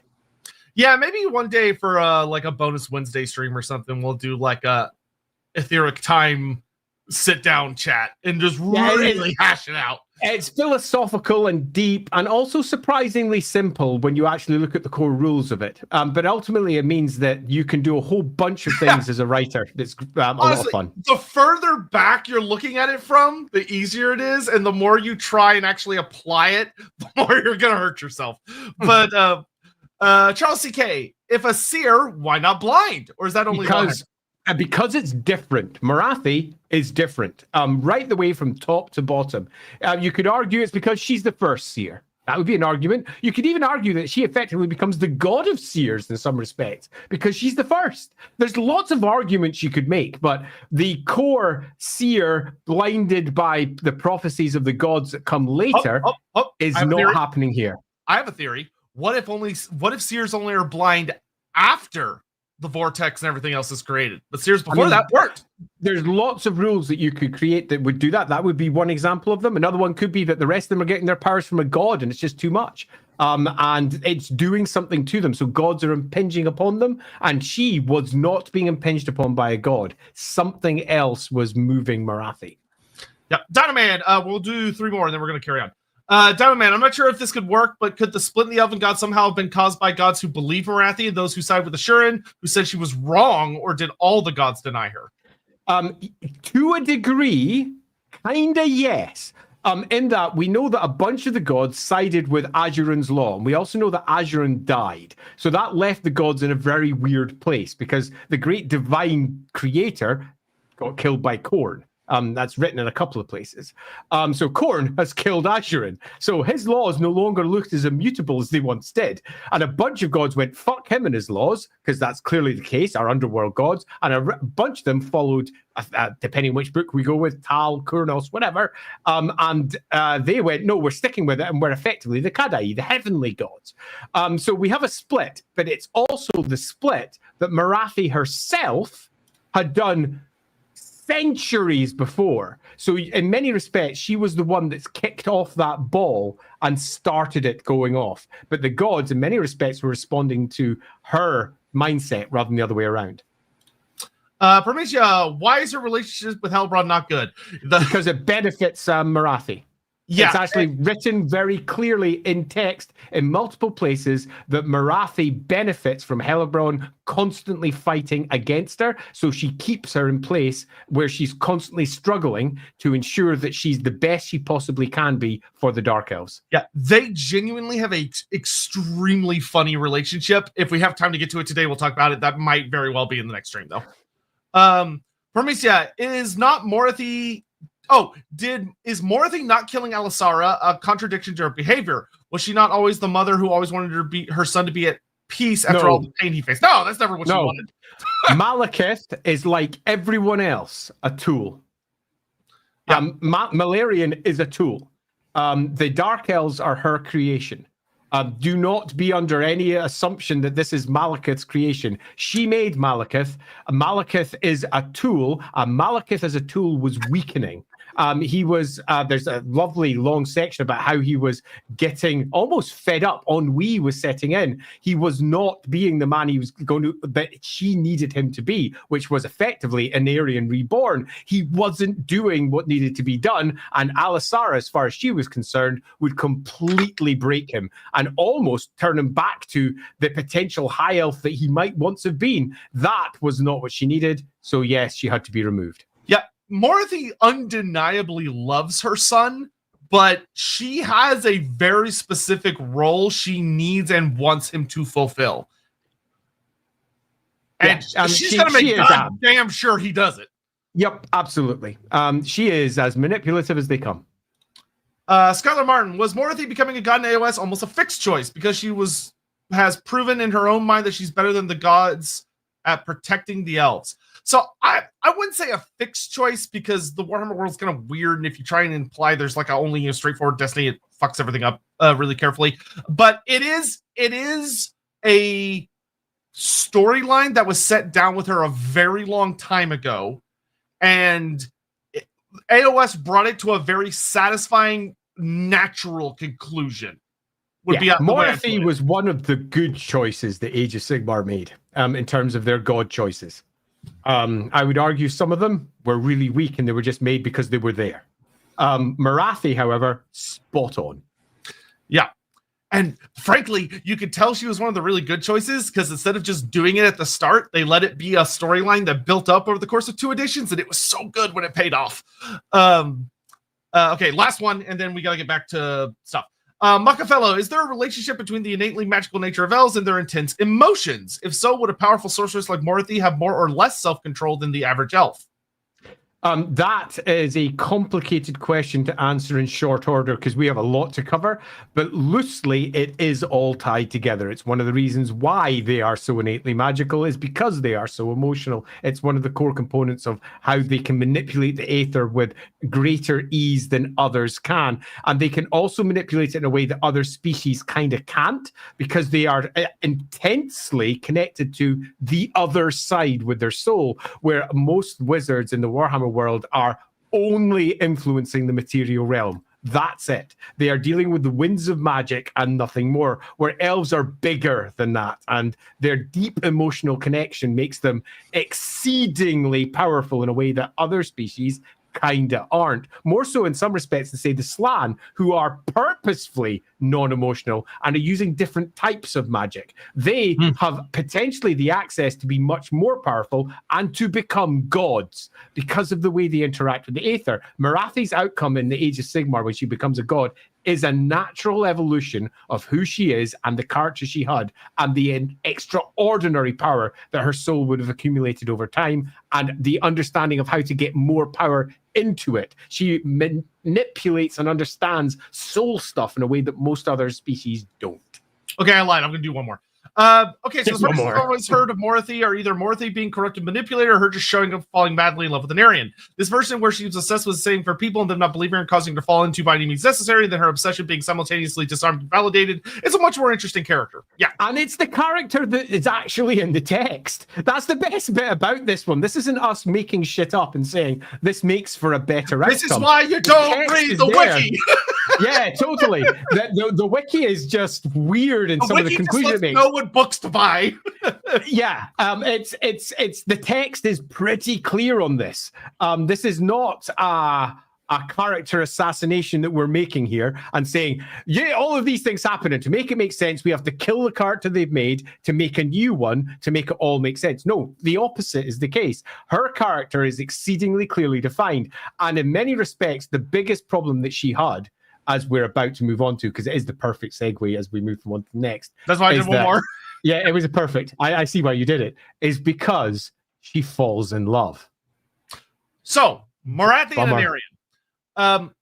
We've talked about this before on Lorebeards, so I'm gonna try to kind of get through it, but it's important to focus on it. We've talked about it from Aenarion's perspective, but it's really important to talk about it from Morathi's perspective. Which I think we did actually way back in the Malekith stream, but that was 1,000 years ago, and frankly, we probably need to do another one. Yeah. So up to date. Yeah. Morathi falls in love with Aenarion. And one of the things to keep in mind with her and Aenarion's relationship is that by elf standards, even by, in some ways, human standards, but especially by elf standards, this relationship is fast. It is like super fucking fast. They meet, they get together within, I think, like a year, and then she's only with him for like 40 years before he dies. Yeah. Which for an elf, that's less than a blink of an eye. Yeah. Like it is, it's she loved him so much. And when they get together, Aenarion marries Morathi and he takes her back to his court in Anlek. And Morathi immediately takes over, not in like a hostile sense, but in that her people come to love her. Morathi was not feared in the way that she'll come to be. She was genuinely beloved by the people of Nagaryth and many people outside of Nagaryth. She was genuinely a very beloved queen after the heartbreak of the Everqueen died. Because remember, there's no Everqueen.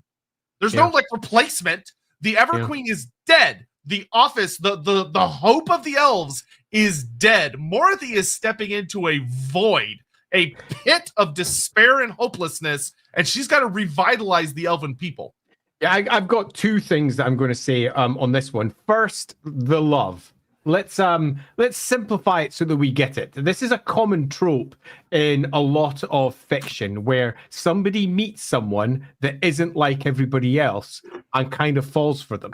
Whether it's, we've got one sitting there, Bella to Morathi's Edward. I would instead say for a different vampire one, instead turn over to True Blood and Suki Stackhouse, if you know that background, because she meets for the first time someone that she can't read the mind of.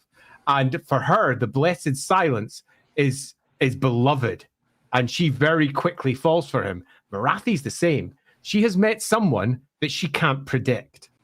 An unpredictable, uncertain spear, lance of hope in the certainty that she is afflicted with as a seer. Aenarion is different. And he is all of everything she ever hoped for in a single elf.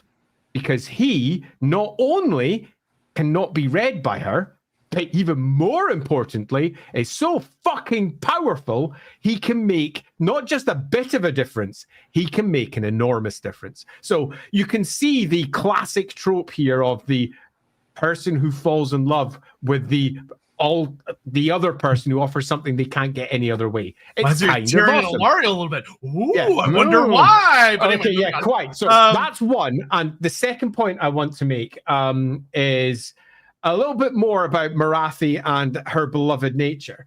That kind of falls apart in relatively short order, but only from certain quarters. She's beloved by the people that she's surrounded by in her court, and she uses everything that she has learned over her previous centuries and possibly even 1,000 years or so. Aenarion's basically a baby in comparison to her. All of that to control the court because it's a tool. So she effectively becomes the queen. And she very much focuses on what would be seen as the underworld gods, the Kairathai type gods. She's using particularly the teachings of Hecate and Authority, those two core goddesses with the dark magics, and on the flip side, I can't help myself. Unless you're reading something else. On the flip side, I was reading the Cradle Snatcher. Like, it's elves. That's just it's elves. It doesn't matter. Age is weird for elves anyway. So using authority and the strong use of the deep, desirous nature of the elves to help manipulate them. The court becomes, as far as the other courts are concerned, different. And many of the other courts, particularly the powerful ones like Kalador Dragon Tamer's court, fucking hate it, particularly because she, the witch, and they often describe her in the text as the witch, occasionally the seer, but the witch. She is bringing a very different, let's say, way of resolving things than they prefer. They're looking to try and remove magic from the world, and as time goes on, she agitates against that hard. And Aenarion moves from being someone who had his own mind to doing pretty much anything she said. Yeah, there is literal lines in the text that's very funny that Aenarion literally just does whatever she tells him to.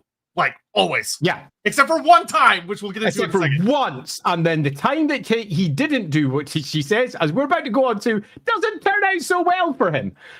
She effectively becomes not just the power behind the throne of the Nagaryth court, but the power behind the elves, and a bunch of elves really don't like it, because what she espouses as an answer is, ultimately, we have to use chaos.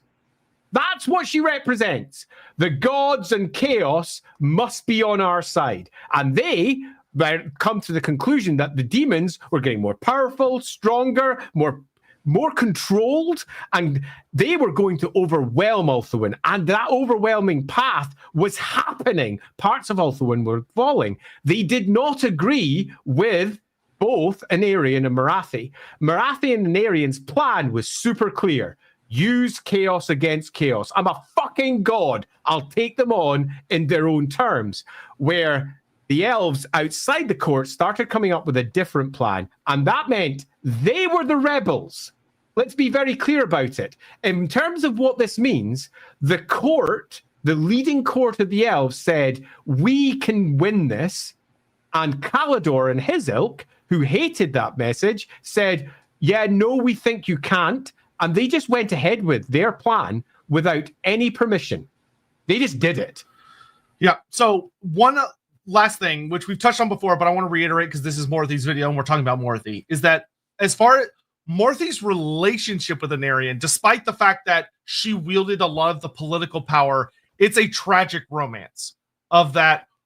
Aenarion at this point just wasn't really capable of loving anyone. No, he's not human anymore. Yeah, he's got two gods in his body, and he is really fucked up in a lot of different ways. I mean, arguably 3 gods in him, if you consider what that sword was probably made by.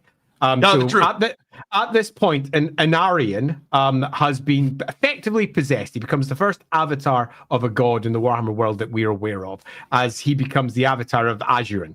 And Azurin empowers him to, like a god, walk on the planet, but as a mortal. So not breaking the gods cannot come back to the material realm rule, but at the same time, kind of circumventing it in a sort of weak way, but also opening a door that other gods could do this. And other gods are soon going to do this when they start effectively manifesting within mortals, but by mortals, I mean elves. And they manifest within elves during the end of the Cataclysm and again later in a variety of different ways. And Aenarion has Azurin. He's wielding the sword of a god that carries a curse on it from probably Vol. So he's got all of that curse running through him, all of Kane's power running through him, the power that was made for Kane with that blade that was made by Vol, who was effectively his pet little creator that he chained to his anvil. And also, interestingly, a god that was from Calador, because that's where his Vol is. So you can already see the Kane angle and how much that would fall out with the Caledonian elves, because Vol was very much a god from that area. So you can already see the Kadai and the Kairothri split it being made manifest. Aenarion wasn't on the Kadai side. He's the first Phoenix King. And if he was to look back from, say, the end times and look back, he would not say, I was a Kadai Phoenix King. I am not a high elf. If anything, he's much more like a dark elf. He is, in fact, arguably one of the first dark elves. Very, very clearly. Oh, yeah, and that breaks Morathi in a way that she never intended or wanted, because ultimately she was looking to use him as a tool. She falls in love. Aenarion can't love back, particularly because not only is he possessed by multiple gods, a killing machine that has moved beyond simple understandings of, yeah, I love you, you're all right, hun. But beyond that, Morathi sucks. Okay, she is beautiful to everyone else, and she puts on the face for everyone.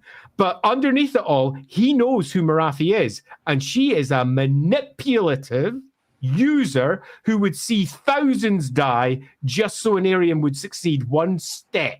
Just one step. She would see millions die for him to succeed another step, because he was the unpredictable part of the entire puzzle. He was the only chance that she saw towards success, and she loved him. And he, upon seeing what she was, couldn't love him back. Poor old Morathi was in a really bad place. Yeah. And there's also the notes, like there are notes, especially if you look at some of the darker takes of their conversation they're about to have, where it's some authors have thrown in the idea that Aenarion is physically abusive to Morathi as well. Yeah. That he would have these wild mood swings where sometimes he was more standoffish and cold, and other times he would get mad.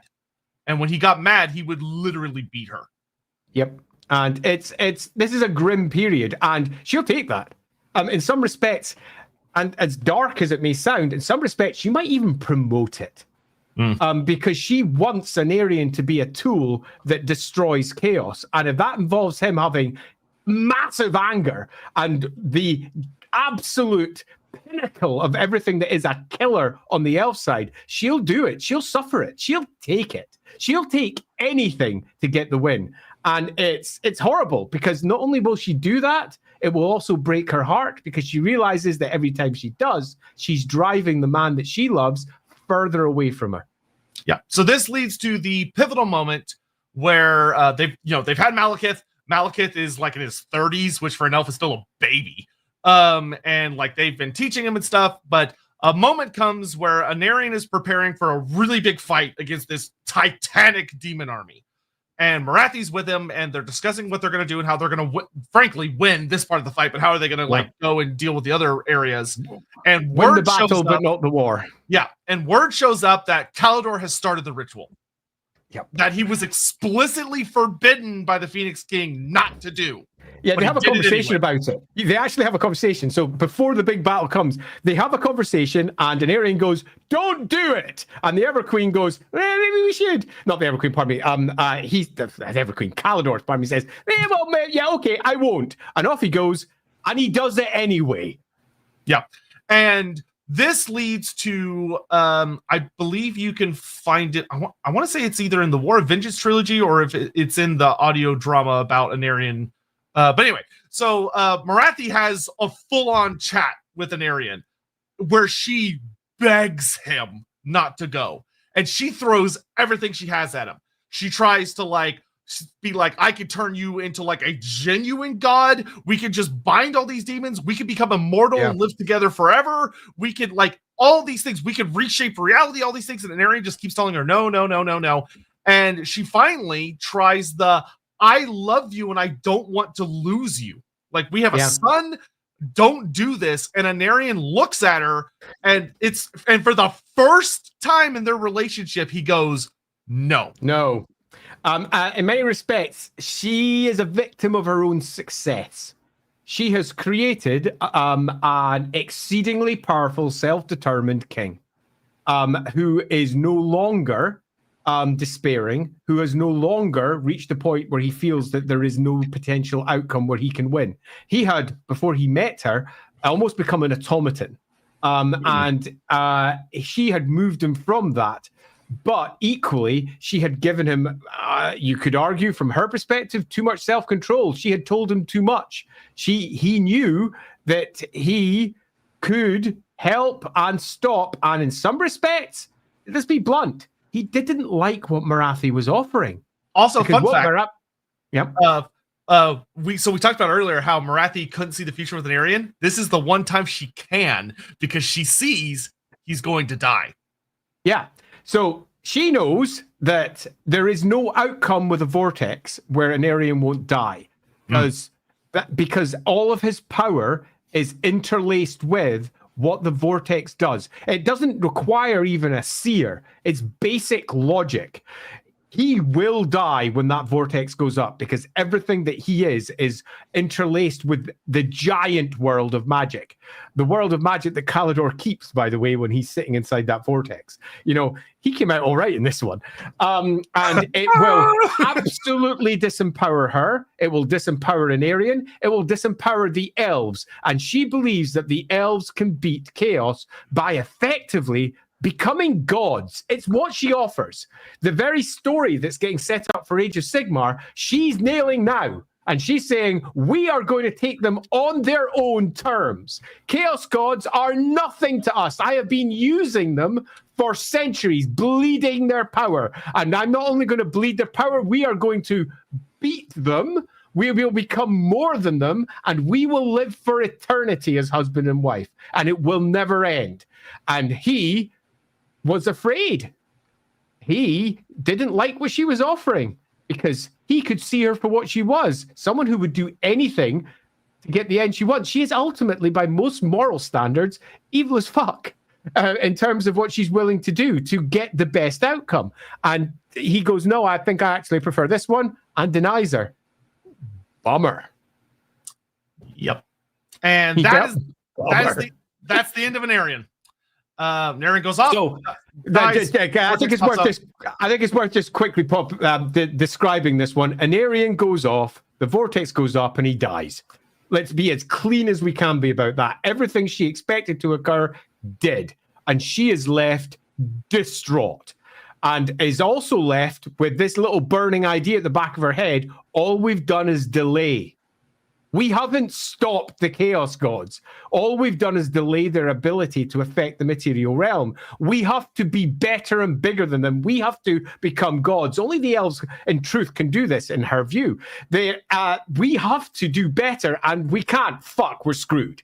And she is now a minnow in comparison to the power that she had before. She has become a much smaller version of herself because magic no longer floods the world, the very magic that she was using to do everything, which means, if anything, she has to turn darker. She has to go towards harder, darker magics to use more chaos to get more power.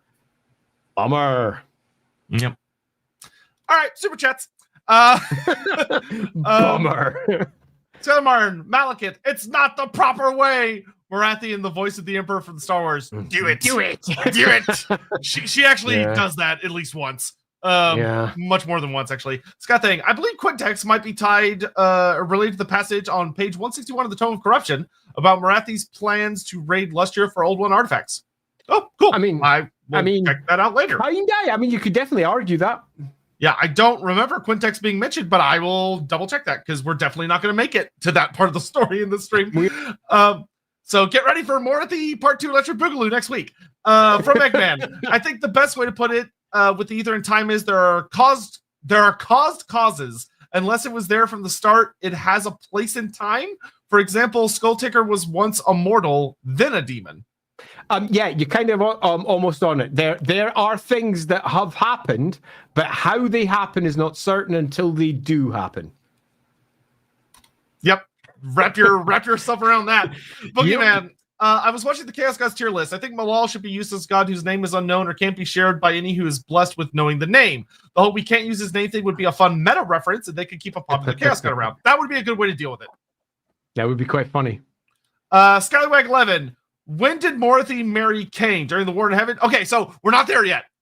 We're almost there. We're really, really close. Hang in there just a little bit longer. We will get there this stream. Just hold on a little bit longer.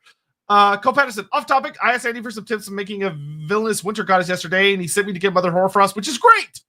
Did you not have it already? Oh my God. I actually thought you were asking a question just so I could mention Mother Hoarfrost because we literally had. You weren't setting him up for a layup? That was brilliant. So, Cole, I'm delighted that you found it. And anyone else out there, I strongly recommend going over to drivethrurpg.com and buying a copy of Mother Hoarfrost because, well, I wrote it. I think it's great. Can others use chaos without corruption too? Or is it elf bullshit? Technically, every single wizard is using chaos without necessarily chaos corrupting, depending on how you look at it. It is to a degree elf bullshit because we've got examples of corrupted elves and how they fall. And it's very different to how humans fall, for example. Humans just sort of do it. They trip and they've fallen. Where elves, it always seems to be a concerted choice. They decide when they fall. That's why they have to be tempted. And that's why they have to be tempted into making a choice that they shouldn't make. You see this again and again when the elves are discussing, that almost happened. That's one of the reasons why they anointed, and we're not discussing that this stream, but they are something that's tied to Morathi later on, perhaps. The anointed, which are fallen elves to Slaanesh, are so super weird and so super powerful as well. Yeah, that being said, if you're talking about like using dark magic or demonology, that's elf bullshit. If anyone else tried to do that, they're going to get corruption from it. Yeah, because elves don't mutate. That's one of the big things. Elves have a cheat code. They have a cheat code. So, well, everyone else, when they're using dark magic, gets really weird. Elves tend not to. But I will say that earlier versions of the elves did. So if we go back to the 4th edition of Warhammer, when they discuss Malekith there, they say that Malekith, when he was studying dark magics from his mother, right, in his very early years, started to become more withdrawn. His hair got darker. His skin got more pallid. And that became a dark elf template that came later. As that moved through the editions, it got dropped, and elves not mutating became a core component of how they could succeed with dark magic where others simply couldn't. Cameo, could/would you backport Shigaroth and Yniad into Fantasy or AOS? Why/why not? I would not, because I think we have a good amount of elf gods now. I would just want to expand on the ones we have, because we've got 22 at least. We've got a bunch. I can kick that's basically Loic anyway. Yeah. You don't. We already have the god there. Iliad, I think, is a 40k thing. I'd like to keep it over there because I think it makes more sense there. There is definitely something you could use that was similar in Warhammer, particularly when you take a look at all of the waystones and the souls that have collected in them, and what that could be used and how that could be developed within the lore. But nothing really came of it, so I'm quite happy with nothing going of it. I feel like Yniad is a really nice consequence to the Eldar storyline and like the whole birth of Slanesh and all that crazy shit, which just isn't a thing in fantasy. Dino Man, Morathi having fought by any means for centuries, seeing Aenarion having sacrificed himself and pull a cursed sword that curses bloodline for eternity. This guy gets it. Yeah, that's very true. The fact that she didn't know any of that was going to happen and it was succeeding was much more important than the actual events themselves. The fact that he did some things that were truly awful in terms of what elves would expect. Don't draw the sword of Kane, it's terrible. Is almost secondary to the fact that Morathi couldn't see who was going to do it. Yeah. Oh, I'm almost caught up, which is strange. Unexpected. Because I definitely saw there's one that just didn't show up on here, which is very weird. Because I know I saw it, and I'm gonna find it. Hold on, there it is. I don't know why this one didn't show up. Crusader King, thank you very much. Mommy Morathi, sorry, had to. Love your videos, watching them all. This is the first I've made it live. Well, welcome. And thank you so much. I don't know why it didn't show up in my usual thing. I was like, I saw a pink one. I don't know why it's not on there. My personal favorite was the Brass Citadel. That was a really good one. I play a Cornate Chaos Army in 40k AOS and Warhammer Fantasy Battle. More chaos, please. Painting a chaos chariot right now. Well, awesome, and thank you so much. And more chaos will be coming soon. Don't you worry, my dude. There's always going to be more chaos. Pormesia, then why Malekith didn't do anything in that regard? Did everything he done had failed by his mother, or he couldn't have harmed his mother? Not quite sure what you're asking there. I'm not feel free to elaborate. So I'll just give a broad thing.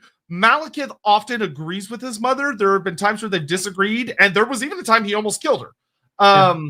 But they tend to end up agreeing with one another in the long term because he understands his mother well. But they do have fights and disagreements. And only once has Malekith tried to kill her and really got close, but ultimately didn't. Which we're almost to that part of the story. Yeah, we're going to be getting to that. Okay, I'm going to do these last two, and then we'll go. Okay, I'm going to quickly be back in a moment. Okay, that makes my life easy. Donovan, do you think that if the ritual hadn't occurred, Morathi's plan could have worked? Also, did you get my super chat about Dark Elf characters with armor? No, I didn't. Feel free to Donovan to just repost exactly what you said about it. Like, just copy paste it. You don't need to do the bits, and I'll just grab it out of the regular chat. But I will be blunt and tell you that I think it could have worked in a fashion. I believe Morathi could have successfully pulled off something that would have allowed her and Aenarion and a select group to survive, basically the end of the world, and to like go into the ether and, you know, carry on within the ether and what comes after. But they wouldn't have been able to save the world in any meaningful way. Like the Warhammer world would have been doomed, I think. And you could also argue that Morathi was just arrogant. And even if she had been able to pull off her whole scheme, it had a lot to do with her love for Aenarion blinding her. And she was starting to perhaps make small mistakes here and there, and was ultimately setting herself up for she would eventually die. But she seemed pretty confident.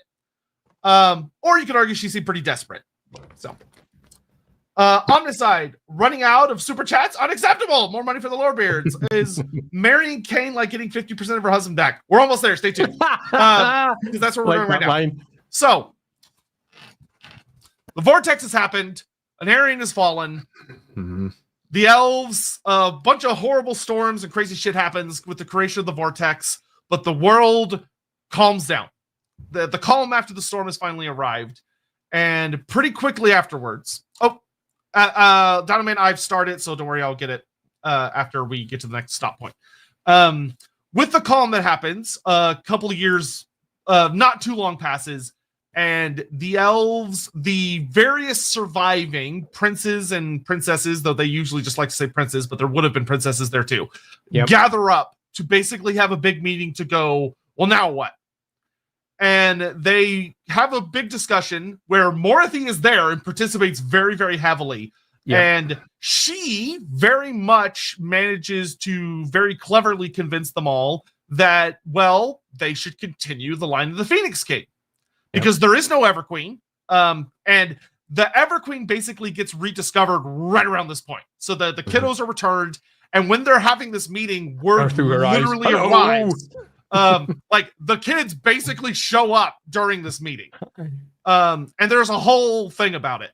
And Morathi is not super happy because the Everqueen represents a very unique political threat to a lot of what she's built up. Divine threat. Yeah, that too. Yeah.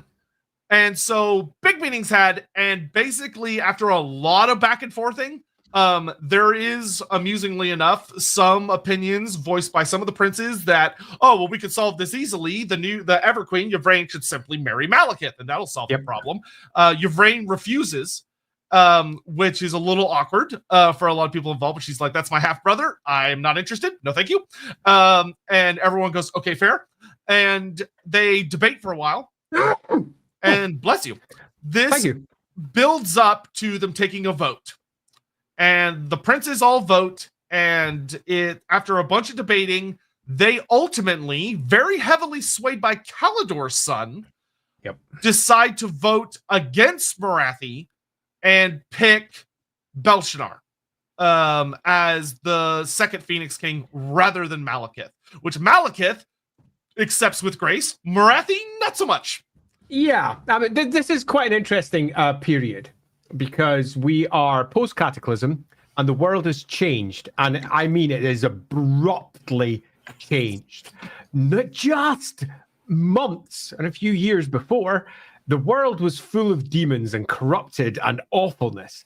And the demons have almost instantaneously been wiped out across the planet. And all of the support that they were providing for the... That's a very good comment. I bet she gets enraged while being ignored and dismissed again. Yeah. This is seen as a great success by the elves. They see the success of Kalidor's plan as good. Morathi still disagrees, and she's also grieving the man she loves. But regardless, she goes, fair enough. I am now going to engage with all of you, and does. And she does it very well. And this is something that's often forgotten, that she turns very quickly to be the person that she needs to be to get what she wants. But everyone knows exactly who she is. She's the witch that made Aenarion do crazy stuff that they didn't like. And she's the witch that thought that the Kalidorian plan was wrong. It's no surprise that she did not win the day politically come the end. But it's interesting because it looks like she would have if it hadn't been for the imposition of the two kids from the previous marriage arriving back and effectively bringing back the Everqueen's line again. Some divine intervention, one might say. Exactly. Completely undermining everything that she wanted to see as an outcome. She still, at the back of her head, thinks the vortex is wrong. Just wrong. She thinks that it's in place now, though, so we're going to have to live with this and prepare for the next major incursion of chaos, because it's going to come, and they're not going to have their magic ready for it, because magic's been drained, and it's now become weird. If we go with the old world version, this is when the colors of magic as we understand them in the modern setting very much reinstate themselves as weaker versions of what used to be there before. All of those colors were there before because we've got examples where they were, but we also have examples of them threading out and being born at this point too. We've got a different magical world. It doesn't matter what the details are. It's different. And Morathi was about to win the day one more time, even though everybody disagreed with her. And it wasn't until Aenarion's other kids turn up that it all turns around, the older kids to Malekith. And that's important because in many respects, they were just respecting tradition. The Everqueens come back. Great. The idea of a Phoenix King is a new idea. This is not something that has been established for centuries and centuries of specialness. No, Aenarion was special. He was the first. And they were discussing, what do we do now that he's gone? And the Everqueen comes back and says, we don't do that. But you know what? My father set up something that is important, and I think that we should vote among ourselves for a new version, but it shouldn't be simply passed from father down to son, because that would be my other brother, pardon me. Yeah, Morellian didn't want it. But Morellian didn't want it. Okay, so we should move past this and do something different. And she brings a different voice. It's very much a Kadai voice rather than Morathi's far firmer, no, we should be fighting. The fight hasn't ended yet. And Malekith, in some respects, looked like he was representing that. But he, with good grace, says, no, fair enough. This is what you've decided to do. And he backs down. Morathi, though, is still caught up with her grief, the war that she thinks she's just lost, and all the other elves think they've just won. She thinks it's basically just the calm before a true storm. This is no win. But she is very much on the losing side for all the arguments because they think they've won, because they think the war is over. But it isn't. It's just one battle in the prolonged war to come. Yeah. So Morathi puts up a bit of a, we'll say, disagreement before Malekith goes, Mom, you need to chill. You're embarrassing me. Calm down. I'm chill. And she does say something that, once again, this was written before the end times was a thing. Where Morathi is quoted as saying at Belshazzar's coronation, where he walks through the flame, where she looks at her son, she says, this entire thing is a farce because he's not actually walking through the flame. He's protected by spells. Aenarion was not protected by spells. He's not the true Phoenix King. Yep. And that, I think, is fascinating. And it's not fascinating for the reason you might be thinking. Oh, because that matches really well with the end times, doesn't it? No, it's fascinating because Morathi's doing this. Oh, Azurin, the divine creator, has not accepted this one. The elves are having to use magic to protect this new Phoenix King from Azurin's divine wrath. This is not how it's supposed to be. What is going on here? And again, a classic example of Morathi saying things that no one else believes. They are effectively destroying what her husband had done and the change that he had wrought, the forcing of Azurin to make a direct hand, and Azurin just let it happen because that's what Azurin does. Azurin just ignores shit. He doesn't care. Yeah. So that's the thing. Yeah, because it's funny. A lot of elves sort of skirt on the whole Aenarion had to die. Like he literally burnt to death before he got back up. And they just kind of mesh over that. But anyway, so in the interest of time, pressing forwards, because there's a certain point I want to get to in the stream. So, and we're doing horrible on time. We're just I know. Cataclysm. We're not gonna. I'm hoping this might be a three-parter. I don't care because I really love Morathi and I think she's a character that she deserves to have the time given to her. So let's just take it as it comes. Yeah. So the next big thing that happens is, of course, Malekith goes out to do Malekith things and become Malekith the Great. At his mother's advice, she tells him, "Go out and see the world. Go out, explore." Become a hero. Go do things. Follow in your father's footsteps. Because Aenarion went out and explored the world. A lot of people forget about. But the next bit, much cooler. Because we all know Malekith's story. Because it's what most of the army lists focus on. They So focus on what Malekith did next, and they make it quite clear that Malekith had come from an abusive household where mum and dad argued, and dad wasn't cool, but he was also the coolest thing in the world, a literal god. And he is pretty much doing his best to hold everything together. His dad's now dead. The world has changed. The politicians have taken everything that he was expecting to get away from him, and he is holding it up. And his mum says, look, you are your father's son. Go off and be your father. And there is a strong idea here as well that Morathi herself might be looking to turn him into, in many respects, Aenarion. Now, I don't mean turning him into a god. I don't mean turning him into this great figure for the elves. I mean turning him into someone that she can't predict. That's what's important, because that's what she needs. Because as far as she's concerned, the end is still certain. The world is coming to an end, and she can see it, and she's looking for a new way to get through it. So what does she do when Malekith is away? Oh, it's great.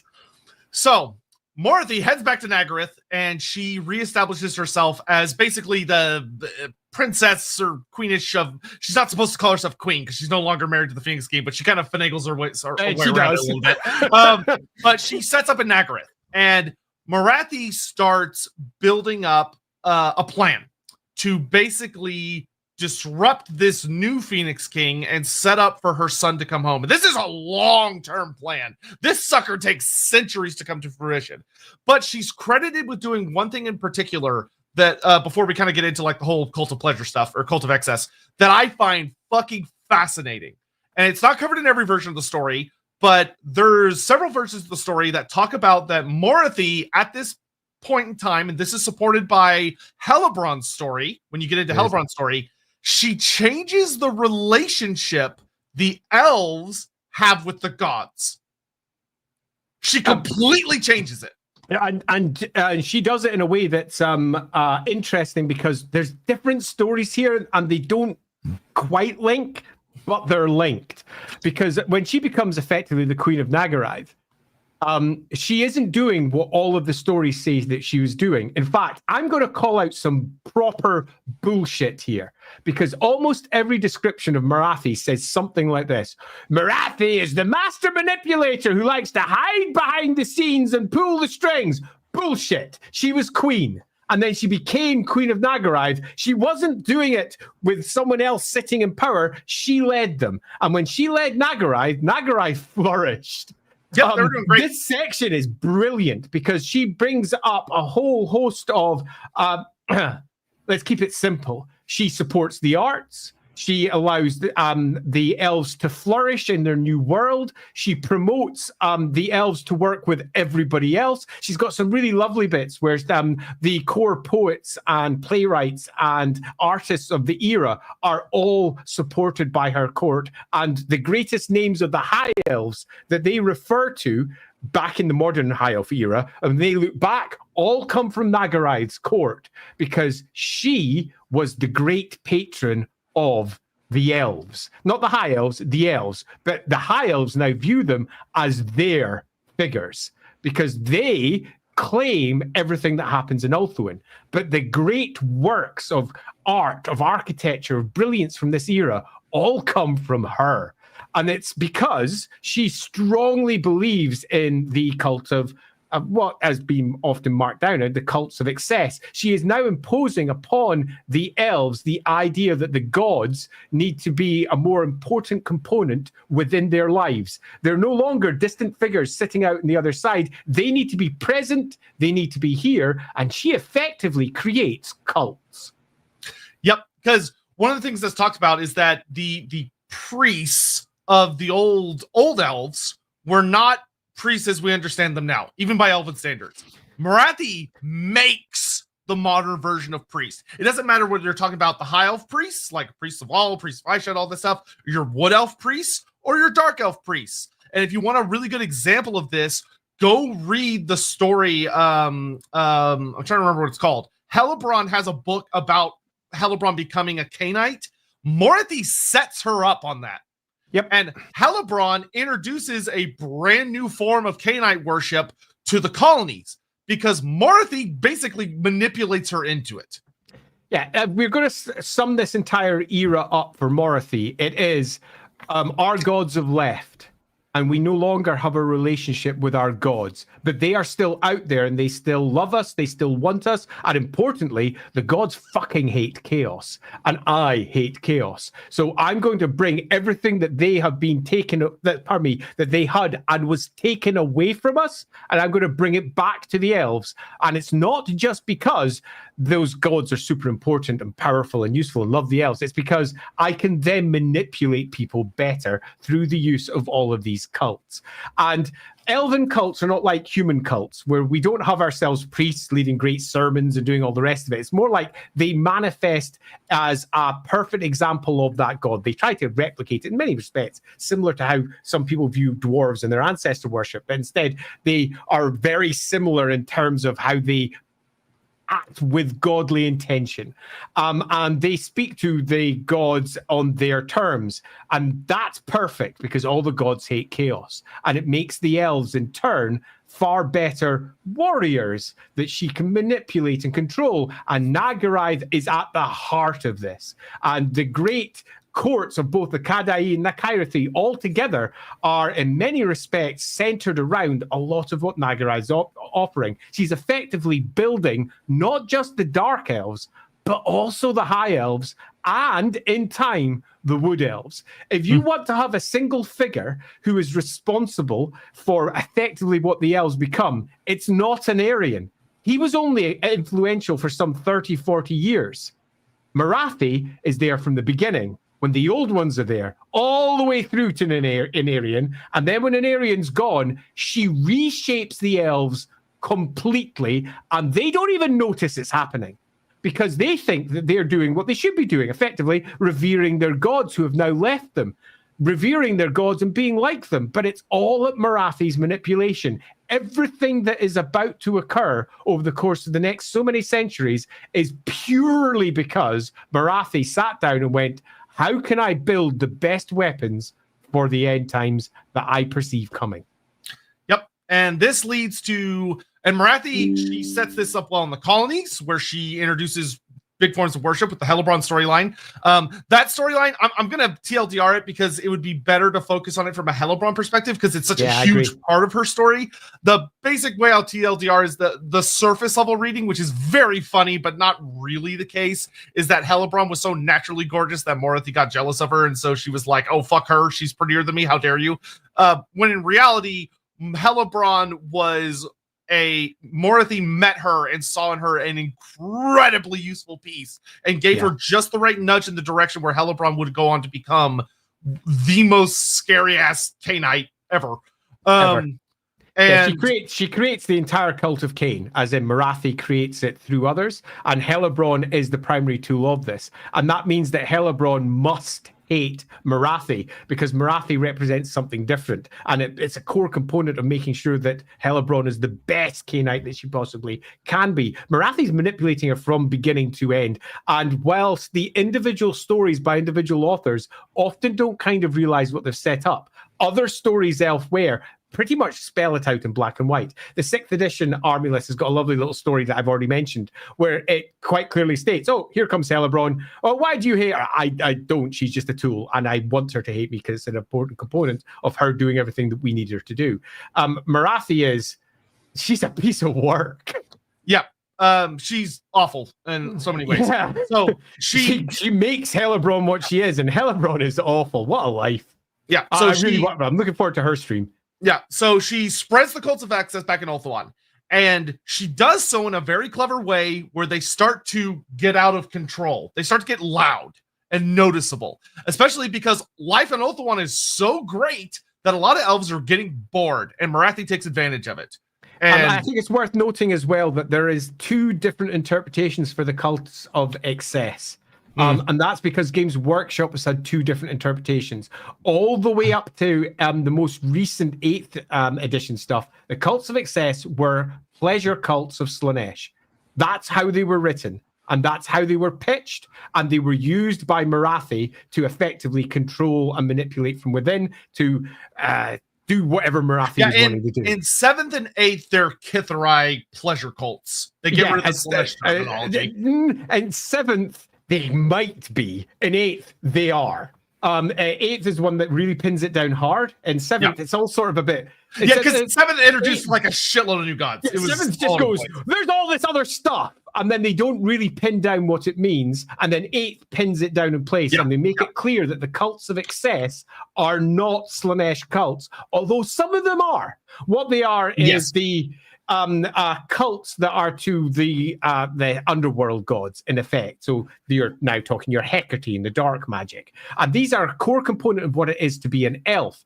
But the Phoenix King that they have at this point has gone back to the Kadai way of doing things. And the Phoenix King is pushing hard. And she believes in no uncertain terms that if the Phoenix King is Kadai, the world will end because they will be weak. It's as simple as that.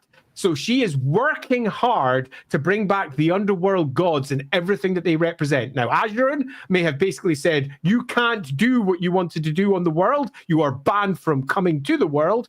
Morathi said, yeah, but the elves are still here and we can still do it. Screw Aenarion and the divine plan. We are going to do it and we're going to take the war to chaos. And the cults of excess start spreading through. And excess sounds Slanesh. That's why they sort of mix the language up a bit later. So in any event, King Snorri dies.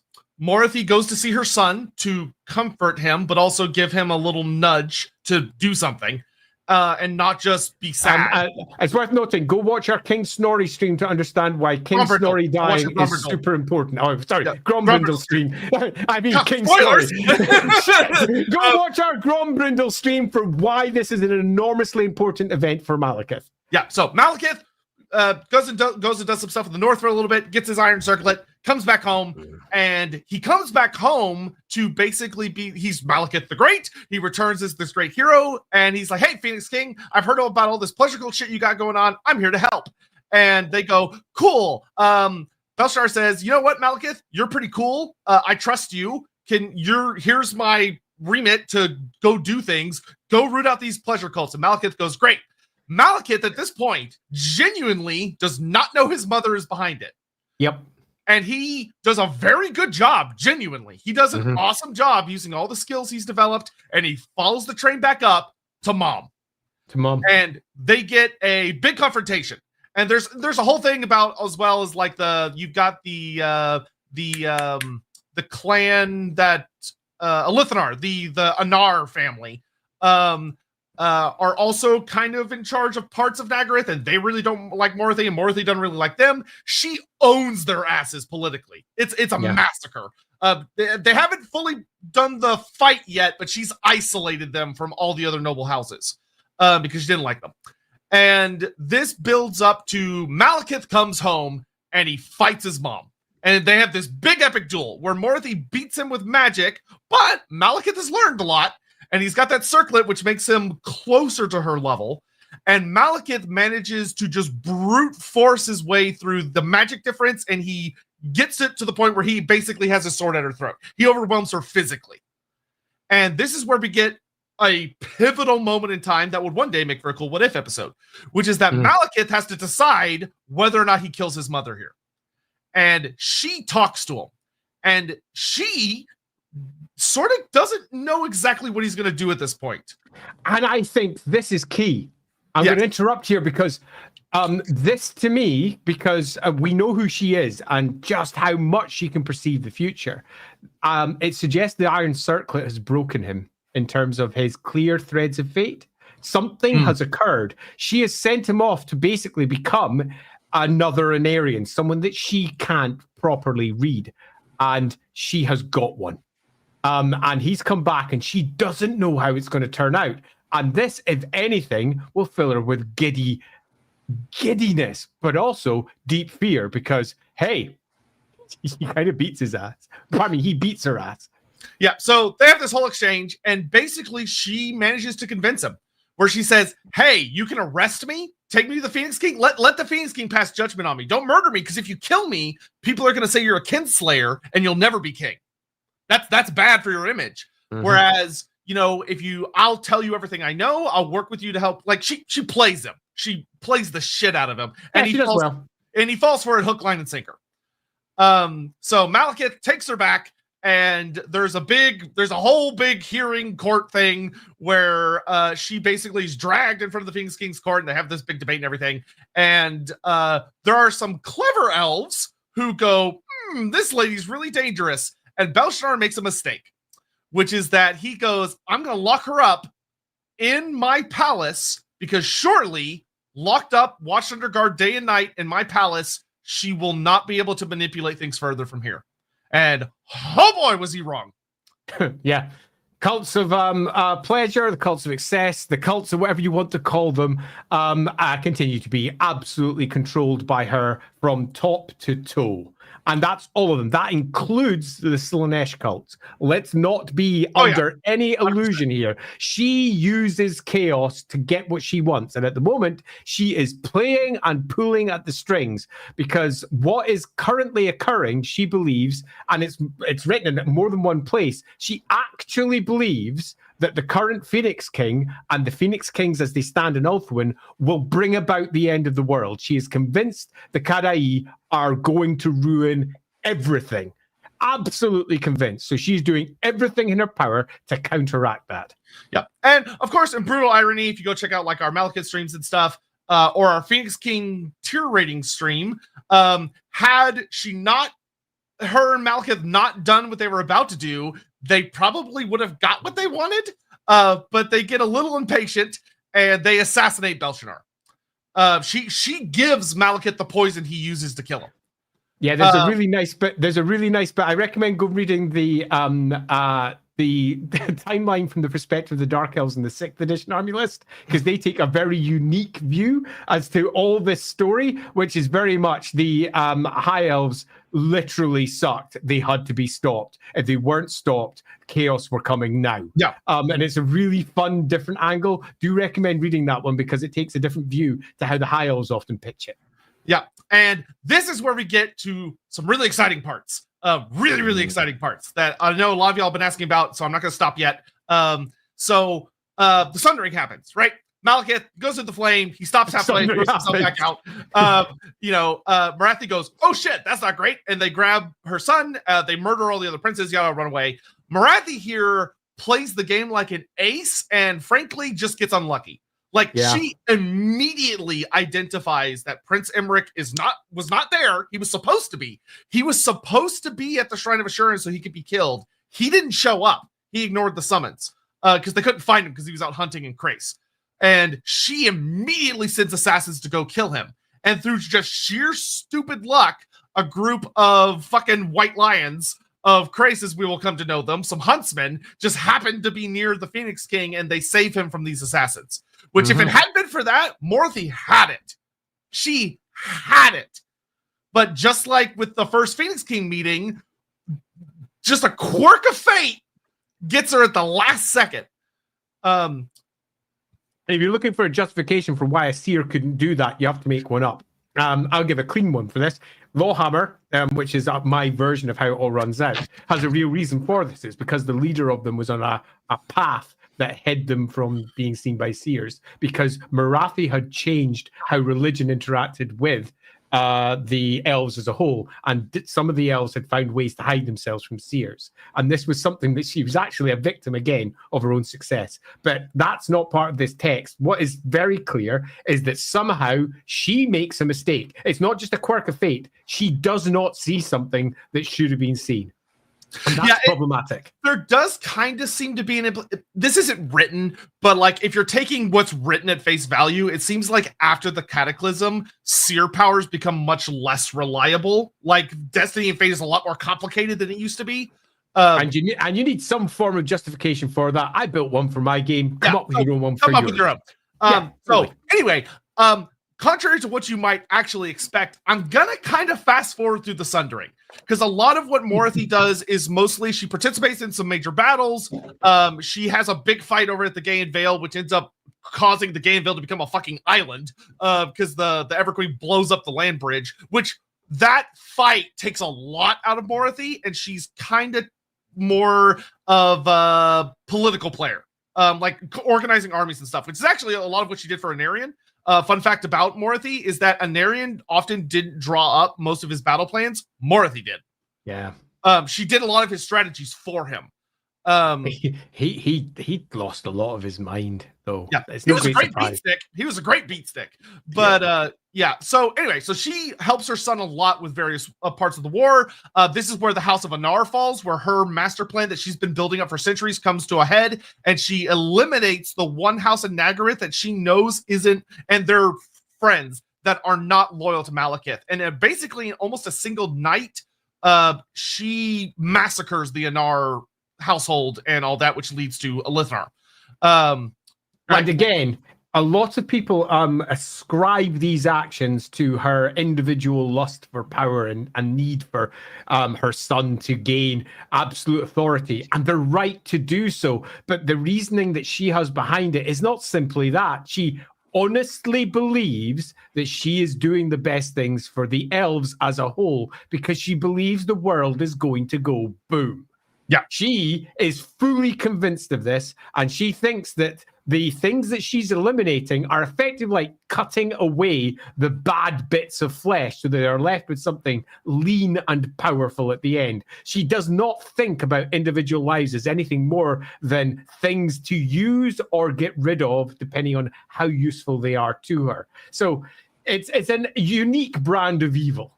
Yeah. So the war rages on. A lot of it is obviously much more focused on Malekith and what he's up to. Builds up. Malekith suffers his big final defeat against Emmerich, and he retreats to Anlek, and they try and undo the vortex, which obviously doesn't go well because literally no one at that point knew what the situation with Kalidor was precisely, and the odds that he was basically just alive in there and would just be able to suddenly turn around and just unleash this horrific counterspell that didn't actually dispel. It literally was just a bounce that bounced everything back at the Dark Elves, or well, what will become the Dark Elves, was literally no one could have predicted that. He's not in time. Yeah, the 7th edition version of this is quite good in terms of how it pitches it. The 8th edition one removes a bunch of words, but the 7th edition one, as it stands, says something along these lines. The Dark Elves, as they were about to become, Malekith and his crew, had realized that they were defeated, and that the great plan that they had, which was ultimately to defeat chaos, to rule, is going to come to an end, which means the world is doomed from their perspective. So they try to undo the vortex to claim all of the old power they once had, to become so powerful the chaos gods themselves will bow before them. And there's a lovely little bit where they're like, we're going to take all of the chaos gods' powers and we're going to use it to destroy them. It's going to be fucking amazing. This is the great plan that Morathi had. Morathi is behind the great coven of sorceresses, and Malekith is wholly on board with basically falling in with his father's original plan. And that plan is bring down the vortex that his father never wanted, bring back all the power, and then bring the chaos gods to heal, which is something that he will do multiple times in the future by summoning greater demons as and when he needs them and using them when he's desperate. But he wants to bring them to heal. So he supports his mum's plan. They all get together. They try to undo the vortex. And Kalidor, who started that vortex, hard nopes them out and goes, nope! Yeah, he with had all of the power that he has in the era of high magic beforehand. And even though he is going against what are almost certainly far more powerful on the page sorcerers, because they're in an era of weak magic by comparison, it just doesn't work. But to give you an idea of what these weaker sorcerers are capable of doing, this destroys Ulthuan as we understand it. Where it was once one enormous floating island, it becomes a fractured hellhole. Entire provinces, kingdoms are riven, cracked apart. Yeah, roughly a third of Ulthuan sinks. Yes, sinks. It's proper Atlantis, but not quite. It's like the pre-Atlantis story. Atlantis will come later. Ulthuan doesn't completely sink yet. And the Dark Elves that who are fleeing just go to their cities and flee in their entire cities. Yeah, they're like, And fuck it, let's take that's the whole thing. how big their spells were, and that gives you an idea of how much power Calidor and his cabal on the inside threw outwards. It wasn't just he threw out and it was a defense against what the Dark Elves were trying to unbind. It was also magic that they could use to try and get the fuck out. Because if they could do that all the time, trust me, they would be. If they could just blow Ulthuan up by doing that, they'd be doing it all the time. Now's the part not easy. I've been wanting to get to this entire stream. We're going to get there. Yeah, which is that. So they go to Nagarond, they start establishing territory. And Morathi reveals a secret, which is that and I'm going to say this because I've seen people asking, and here's the big truth for you, that Morathi is so seductive. Morathi is so good at what she does that when Aenarion was with her, Aenarion himself, broken and beaten as he was, and Ashurin, who is we'll call him a cold, distant figure, may not have fallen in love with her. But somebody did. And that was Kane. Kane fell in love with Morathi. And somewhat ironically, she doesn't really love him back. It's almost a flip. She'd learned. Yeah. And at this point, all that time she's been building up those cults of excess, all the time she's been changing the nature of the relationship with the elves and their gods, she's been making the Kithari very, very happy. And so they give to her a series of truths and artifacts, the likes of which the world has never seen. And Morathi, out of seemingly nowhere, but it's been building up this entire time, reaches the point where Kane finally breaks and gives her the secret to eternal youth and an extreme form of power in the cauldrons of blood. Yeah. This is where everything sort of changes for the Dark Elves. And in many respects, we are left with a couple of conclusions we can make. One is, this is what she was looking for all along, and this is not an outcome that she didn't expect. This is what she had been spending the last centuries working towards, and that was getting the gods, the underworld gods that hate chaos with a passion and have been banned from the world by Azurin, to push against those boundaries and give the elves something back in return. And the cults that she had been building all the way through the previous centuries almost went pop and came to life. And she becomes, if anything, not much more powerful than she was before, because before, during the Cataclysm, she was probably much more powerful, more akin to what we assume as gods in terms of overall power. Yeah. Because during the Cataclysm, magic was different. But she becomes much more powerful than she was before, because she gains access to some extraordinarily potent artifacts, which, by the way, don't break Azurin's ban for the gods coming, because they're not gods, they're just things. And as we know, the gods constantly drop artifacts into the material realm. There's lots of examples of artifacts that say something along the lines of, oh, and the god passed by and dropped 10 of these, and they have been found here, here, here, and here. I wonder where the other 5 are. Those sort of artifacts, except they were given directly to Morathi. Now, if you want to go with the word love, which is very much the Bride of Kane and how she's pitched, that works perfectly, because that's the story, the myth in many respects. But instead, you could say that Kane was in love with everything that she offered, which was an entire faction of elves who would do everything in their fucking power to bring about the end that he wants, the destruction of the Chaos Gods. War, not little W war, not sitting over an Ulthuan, biding your time because it doesn't look like Chaos is attacking just now. Actual war, and all of the gods that agreed with him, the underworld gods, banding together. Hecate saying yes, and here's all the dark magics that come from chaos. We will master it. And all of those underworld gods bound together under Morathi. She had built all of these cults over the course of the last however many centuries, and they were unleashed amongst the Dark Elves. So the great war that Kane had been pretty much banned from was given back to him. Morathi was tempting. So remember how I told you all earlier about the whole thing that Morathi literally changes the gods, which he's done twice already. If you've been paying attention, this is the third one, because she breaks them. Not in the sense of like shattering their minds, but she convinces them to give her everything. She creates the cauldrons of blood. She creates the blood-racked shrines of authority. She's led to and finds the piece of Hecate's artifact, a piece of Hecate's fucking dagger, one of her 6 artifacts. Yep. She teaches the methods of savagery of Anath Rayma to what will become the Beastmasters to dominate the dragons without the need of the dragon song and the hydras and all these horrible monsters. Every single member of the necromancy of Erith Kial and controlling these spirits and shrieking wraiths. Every Kitharai gives her everything.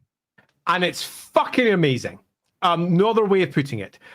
She basically says what the Kadai are doing is wrong. They're going to doom the world. And I, over here, have an entire group. It's almost like she wanted the sundering. It's almost like this was actually her plan. And there is no world in which this actually being her plan is wrong. This could be the outcome she was looking for. The Dark Elves were the intent because the elves as a whole had decided to become Kadai. They had decided. And she could not countenance it because effectively that was going into Azurin's great plan, which is ultimately passivity. It's effectively, we're fine, everything's okay, we'll just wait it out, it'll be cool. And she is not up with that at all. In the slightest, she is all about action. So she provides the gods with the ultimate action, and the Dark Elves are created, and they are. Now, if you read the Dark Elf army lists, what it will say is Malekith, Malekith, Malekith, Malekith, Malekith, Malekith, Malekith, and Morathi was sitting behind the scenes. Malekith, Malekith, Malekith, Malekith, Malekith. It's literally the story of Malekith. It's like if you move over to the High Elf army list, it says Aenarion, Aenarion, Aenarion, Aenarion. Morathi was behind the scenes. Aenarion, Aenarion, Aenarion, Aenarion. Morathi was there somewhere. She's horrible. He hated her. Morathi, well, she's rubbish. She's horrible. She really ruined it with frickin' Malekith and everything. They all went off. They tried to destroy the Vortex, which was a great victory because High Elves rock, right? Not from their perspective. As far as those gods that they were allied with was concerned, the Vortex was a crime. It was the worst because it took away their greatest weapon in the material plane against the ruinous powers. And Morathi went, hey, we could do it a different way. And she completely rebuilt the elves and their gods. And it's kind of astonishing. Yep. Can we get Morathi working on climate? Well, listen, I don't think her methods... She would just murder everyone. Yeah. She would come in and be like, oh, simple. We kill enough people that it's no longer a problem. Pretty much. She has a unique way of dealing with things. We got to the thing I really wanted to say, so now I can get caught up on super chats. And then honestly, we might be going into the. We might have to stop this, do ourselves a quick summary and move to our next step. Donman, I really think we need one Dark Elf female character in full heavy armor, and more importantly, one almost naked Dark Elf male character. We need hot goth boyfriend material for those at the Persuasion. That Persuasion too, damn it. I think you missed my long one at the start. Okay, so we did do that one, Donman, because I remember doing that one. I mean, that's one thing I actually really appreciate about Total War. Total War heavily expanding a lot of the types of characters and units we got to see. Like, I love their female Dreadlord, the one with the mask. She is but good, you know, for our sad hot goth boys, we do have the Doomfire Warlocks. They're pretty sad. I could fix them material for anyone out there that wants mostly naked Dark Elf dudes. Singemeister, Morathi could have done what End Times Lilith did. Morathi would have been a much better character for that role. Yeah. So this is something that I literally said to a friend of mine when the book came out. I said, I've just read it and they've really, really really messed up Lilith. Makes no sense at all. Why the fuck didn't they use Morathi? And the reply I got was, what the fuck? Morathi? What the fuck would she be doing with any of this? Like, do you not know who she is? Fuck's sake. And hopefully we've done some steps towards understanding just how much Morathi was not just knee deep, she was neck deep in the gods and the gods' great plan. And even if we have Lilith and the loose story of everything that the elven gods were, Morathi would have been a core component of all of this because she had been doing it since the beginning of time. Yeah, God forbid, either in part 2 or God forbid part 3. I'm pretty sure we can finish this in a part 2. I hope so. We will probably mention Morathi storyline the end times. It sucks. It's so we're gonna bad. have to. It's just so not good. Bad. But we have to discuss it. Yeah, Chris M. No question, just supporting. Oh well, thank you so much, Chris. Thanks, Chris. Appreciate it. Yar Olaf. Hey guys, love your content, bit off topic, but do you think Morathi / Dark Elves get some more / goodness in the upcoming DLC? I fucking hope so. I think the most designers for Morathi basically just make her a Slaanesh character because it's what she appears to be. But at their best, Morathi is a manipulator of Slaanesh, and Slaanesh kind of loves it. Yeah, I just want anointed. I just want anointed. Yeah, anointed. For Slaanesh and Dark Elves. It'd be such a cool unit. Brock 6000. Maybe she wants an elf to actually walk through the flames so her husband, the Aenarion with the 2 gods in him, can come back, even if it's via her son. So, no, but there's a storyline we'll talk about that I don't know how I ultimately feel about it, which the end times revolved very heavily around with Morathi. That we'll talk about that, which what I'll say is Morathi's obsession with Aenarion, I think, was very cool until the end times twisted it into something weird. I agree. The way Age of Sigmar handled it felt like what it should have been. It was better. Instead of what the end times did, with her like basically being like, oh, Tyrion looks exactly like him. It's my husband reborn. I'm going to suicide everything I've ever done because this hot kid looks like my husband. It's a weird storyline. It's not a good storyline for a character who's older than the world almost. Jack Flanagan. Hello. I was fortunate enough to wake up you. for the stream this morning. Gonna go back to work, catch it from the beginning, but as always, thank you both, Andy and Soka, for making these streams. Your enthusiasm and knowledge. Well, thank you so much. I've been looking forward to a Morathi stream for some time, so this one's got me very excited, and thank you very much for that one. Yep. Oh gosh, would you mind grabbing the next one? There's a comment I wanted to hunt down really fast. Okay, you want me to go find that? I wasn't looking for it. I'm scrolling. No, sorry, I got it. I was just there too. In Grombrindal, Chronicles of the Wanderer, Grombrindal duels Morathi. This got me wondering: is Grombrindal stronger in AOS than he was in fantasy? It's a bit. Grombrindal's as strong as he needs to be. Yeah, Grombrindal. I mean, he's more like a comic book character almost. Yeah, he is. He's almost a meme. Yeah, it's difficult. I wouldn't worry about it. Just enjoy. He's a little bit like One Punch Man.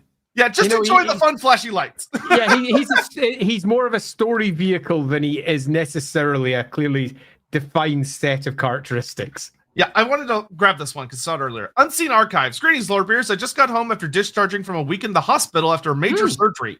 Going to sleep for a few hours, but I want to let you know your content helped me survive the ordeal. We just want to wish you best recovery and thank you for the sweet words and feel better soon, dude. Yeah. Donna Man, an important note timeline-wise that surprised me when I discovered it. The main part of the civil war between Malekith, Galen, Belginar, and the actual sundering of the Vortex ritual is only 28 years. While this is a long war, it's very short by elf standards, especially given the importance of the events. By the contrast, the War of Vengeance lasted 400 years. Yeah, it was vicious. That's the big thing. It was fucking vicious. That's why it was so fast. Yep. Brock 6000. I guess having way less magic and no gods also contributed to the elves falling to ennui, like teenagers stuck at home with no parents and computers. Ennui, whatever. Ennui. Yeah, and to a degree, yes. There's several discussions concerning this. That the winds of magic were flooding through the world, and the elves were just in a different place. Their immortal lives were no longer quite as immortal as they once looked. They could sort of subsist off the winds of magic in a weird way. note, vampires will be coming later doing almost exactly that. In a different way, it's almost like they came from dark elf rituals from Morathi. But magic changes and the elves in turn change, and bringing the gods back into their lives brings the elves back into a different place. Thanks, Morathi. You're right. You that one came up twice. Yep. Hammond, he fights his mom in bed. Yeah, with his sword. Yeah, at her throat. Yeah. So if you go with different versions of the background, you will get different answers to this. Some will say, yeah, no, that's icky and weird. Others will say, absolutely, not only that, but the armor that has been forged and welded to him isn't and can come off. And he is broken and in absolute agony, and only his mother provides him with any true comfort in those circumstances. And it's very easily to go, ew, sex, ha, ha, ha. But they've just got a different morality to everybody else. They view things differently. They're elves, try not to think of them as human, and it comes out a lot better. Ricky Chapman, our campaign about getting transported to the Warhammer world where we met Morathi, we caught her off guard by talking to her of things she wasn't expecting the last time she talked to her husband. Wow, that seems like a really good way to get shot. But you know, I assume you survived the ordeal. Good job.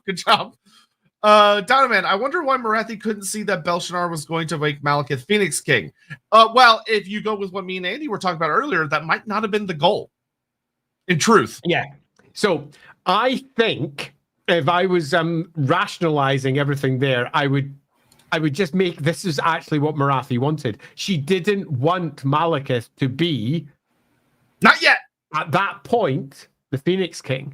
And she definitely didn't want it to run through. It wasn't that she moved too early, it's that she moved at exactly the right point to ensure that Malekith became what the gods needed him to be, so that they could take the war directly to Chaos in a way that the High Elves never would, or indeed, as it was at that point, the elves never would. She effectively created a military force out of the elves, and that was the Dark Elves, and they kept it sharp by fighting Chaos, by fighting elves, the High Elves, and by fighting others. They're effectively a giant weapon that needs to be wielded, and Malekith is the one that's wielding them, and he needed him to be that. And whenever he moves away from being that, she fucks with his life and ruins it. We'll discuss that in the next stream. Yep. Firestake 905. Zinch, why does Celeste get to have all the fun with the elves? Because Morathi made that to happen. Yeah. I'm almost certainly Morathi is behind this because she makes deals with Slaanesh to get shit. If you want an excuse or a reason for why all the elf souls go to Slaanesh and why there's a special relationship, it's Morathi's fault. She did that ages ago. She has made so many deals with the Chaos Power that is Slaanesh, and they have got repercussions. Yep. Also, Zinch always gets fucking spotlight. Let Slaanesh have his moment. Yeah, Slaanesh gets a moment. Randy Rando, Morathi got a vision of the great plan from the old ones themselves. If you want to argue that, you seems to be probably the most likely outcome. Because if you're looking for a source for visions, it's always out external. It doesn't just happen. That's not how the Warhammer world works. There's always cause and effect, particularly in the material realm, which means it came from somewhere. And there is exceedingly few choices for people who can manipulate elves in Ulthuan underneath the old one's sway. And your real options are really only those who have the potential to see the future. And we know at this point in history, that the old ones wanted the cataclysm to occur. They wanted all of this to happen. We know this pretty much for certain with the old world texts and everything that it offers. So they do seem to be the best culprit. Ultimately, she's a tool of the old ones. Donovan, I think it could be interesting if some of the high elf colonies begrudgingly follow Ulthuan due to protection, but don't really like how they treat the Kadai and Kithari and view things more like the original elf religion. Or maybe they value Mathland above all others, like Azrai value Isha and Kurnos. That should be the case. Like a lot of the colonies should have unique perspectives and personalities. Agreed completely. The lack of that is actually slightly disappointing because every time the split between the gods is brought up, it is almost always accompanied with a little bit that says something like, and the high elves ignore them except for important festivals or when it's essential to not ignore them, which means that even in Ulthuan, where they are effectively banned, they are still being revered under certain circumstances. The second you get away from that direct control, it's going to be a different picture, and different parts of the world are going to reflect the great mandala of elven gods in different ways. And I think that, sadly, that's not really been reflected in how the colonies have been handled, and it would make for a better version of them, I think. Yeah, and because funny enough, the Dark Elves are actually a good example of this that a lot of people don't really realize, where they tend to have a very Kane-centric culture. But if you go like to the different cities, there are different cities that are more focused on other gods, and like the Black Arcs, they just do their own fucking thing. They don't give a shit about what the rest of the Dark Elves are doing. Yep, completely. Super a lot. Great stream, lads. Lots of fun out of context clips to be made. Well, yeah, there will be. Yeah. And that, unfortunately, is outro time. Okay, let's get ourselves our outro. So we did not do Morathi. Made it like in a single stream. 35% of the way there. So what have we learned so far? We have learned that Morathi is one of the oldest characters in Warhammer. And we have also discussed that the elves are core to the story of the Warhammer world. But through examining Morathi's tale, you realize that the story of the elves has been entirely shaped by her. The High Elves exist. The Dark Elves exist. The gods and how they are used and worshipped and manipulated by the elves exist because of Morathi's choices, all of which started when she was tiny. And as a child and as a seer, she received visions which plagued her concerning the end of the world. And the gods themselves didn't believe her, meaning that none of the elves believed her. But she was so certain of her path that she forged her own way. And before the cataclysm had even come, had already made pacts, not just with chaos gods, but with many gods. Not the elven gods, others. At least not the elven gods as we understand them today. And when the cataclysm came, she was prepared. But she still couldn't see a way through to the world and the elves not being destroyed until she met Aenarion. And Aenarion changed everything. And if he'd just listened to her, very possibly, they would have won. And Age of Sigmar would have come far, far earlier, as the gods that rose from the mortal realms would have risen up and possibly even destroyed chaos. But a victim of her own success, or alternatively, a victim of the corruption that was running through Aenarion, or a victim of something else. Aenarion decided instead to side with Kalidor, a mage who had decided to lessen the world and the magic within it to ensure that none of the demons that were plaguing the world could destroy it. Morathi was so against this plan that we cannot express in clean words how much she hated it. And Aenarion, for most of his existence, was also against it. But in the end, oh, yes? I just want to add one little note about the whole thing we're talking about, how much she loved Aenarion and his unpredictability and stuff. One of my favorite lines from Morathi when she's thinking about Aenarion's decision to go help Kalidor instead of doing what she wanted, is she says she loves him as much as she hated him for making that decision. Like, she loved it and hated it so much. Because ultimately, that unpredictable nature was everything that she needed to achieve the impossible. And the impossible was an end where chaos didn't win, where they didn't ruin the world. Kalidor's choice to create the vortex against Morathi and Aenarion's intention doomed the world.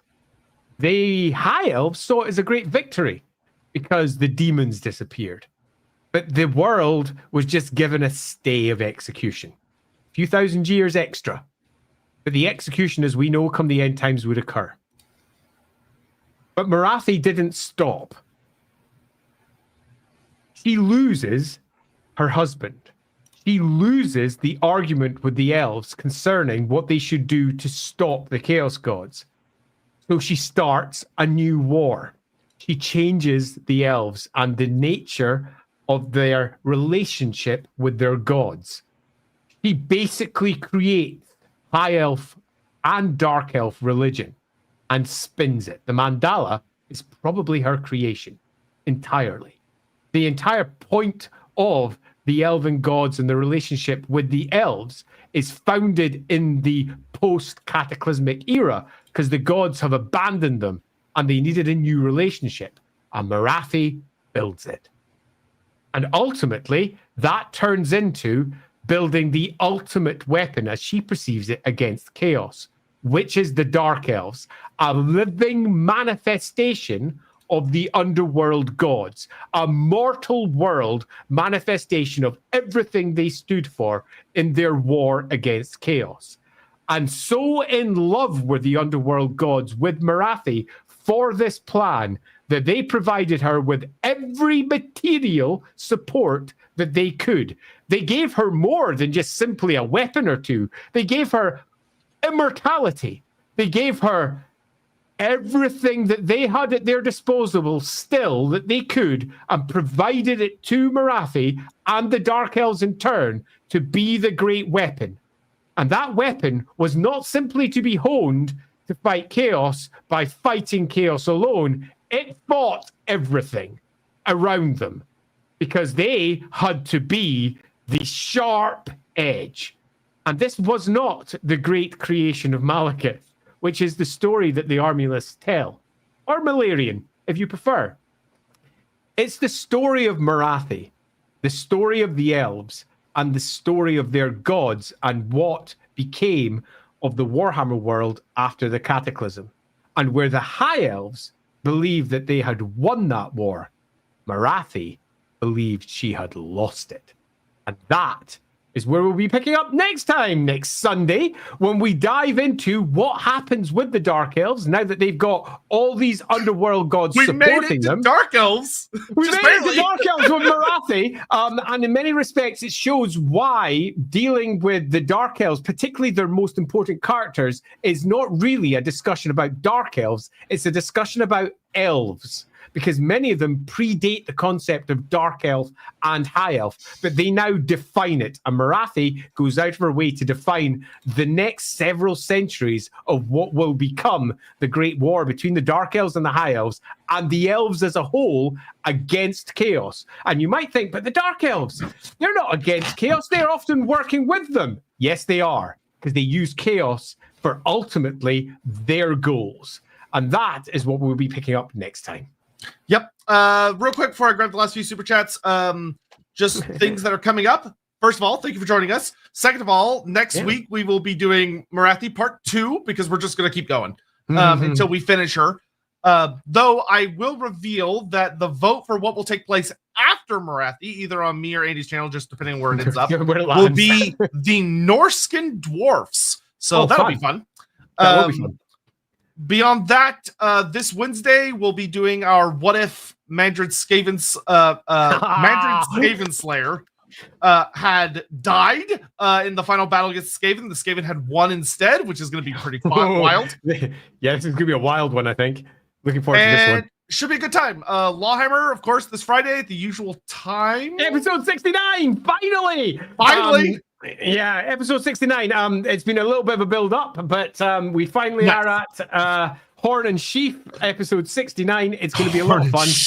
Oh, it's going to be a lot, not sheath, sheath. A sheaf of corn. It's classic imagery for Tal with his horns, and the sheaf of wheat for Raya, because they are just moving into Talabikland. And it is episode 69, dude. So we've got to make sure that that one lands right. That's going to be a lot of fun this Friday. I'm really looking forward to it. It's going to be nice to be back on the main timeline again. Yep. And then Rookery, which has been killing it with some really, really good streams lately. I assume y'all are on this Saturday. We've got Vera this Saturday. Oh, very exciting. Vera, who y'all should all know, because she was on here. She's been on here twice. Yeah, she has. And will likely be back relatively soon. I actually need to go check some numbers after this, now I think about it. But so yeah, make sure to support one of our regulars coming on to the Rookery this Saturday, the usual time. It's a good one. And I think that's that'll do for just now. So thanks everyone. I really enjoyed that one. We'll get our last little super chats. I think that the next steps will be almost as controversial as these ones for our next one, because Morathi is constantly sidelined in the core text while constantly bigged up elsewhere. So it's going to be interesting to continue on that tail and show where it lands as we move through time. Yeah, if you really want to see me and Andy going off about the whole like creating a character and then not utilizing them very well, man, be here for next week. Oh yeah, because we are gonna probably really lay into the end times. Donnie, I just thought the old ones gave Morathi visions. That means they didn't share it with the elven gods if they opposed them. On a related note, the relationship between the gods in general who walk the world at the time of the old one seems like a big unknown, and it should stay that way. And it's pretty clear. I mean, I can answer it very simply. The old ones wanted the end times. It makes sense of all of it. It's simple. And the elves being in ignorance was a core component of it. Dumb, we did not do Morathi. Andy Law 2025 denying the allegations. 100% did that on purpose. Frederico, which interactions Morathi had with the old ones? Probably don't know. None. We don't know. I mean, she was in Ulthuan at the time when the old ones were doing their thing, but we also know that Ulthuan was effectively its own little isolated island doing its own thing with the elves and their gods doing their own thing. So there's no need for an interaction there. Yeah, the only interaction that's ever written is that the Slann taught the very first elves magic, and that's it. Like Lord Croak was over there teaching lessons. But that's not the old ones. I mean, that's not the old ones. Yeah, that's just the Slann we know. The Slann definitely. Slann 100% will be involved in that, and Morathi almost certainly knows a great deal more about Lizardmen than the vast majority of other elves. But especially when you come back and find out what she was doing in Lustria next week, because she did a lot in Lustria. All right, that's us. We're out of here. Excellent. Thank you all. Until next time, it's going to be fun. So much for joining, and we'll see you on Wednesday. Cheers. Bye-bye. Bye-bye. Bye-bye.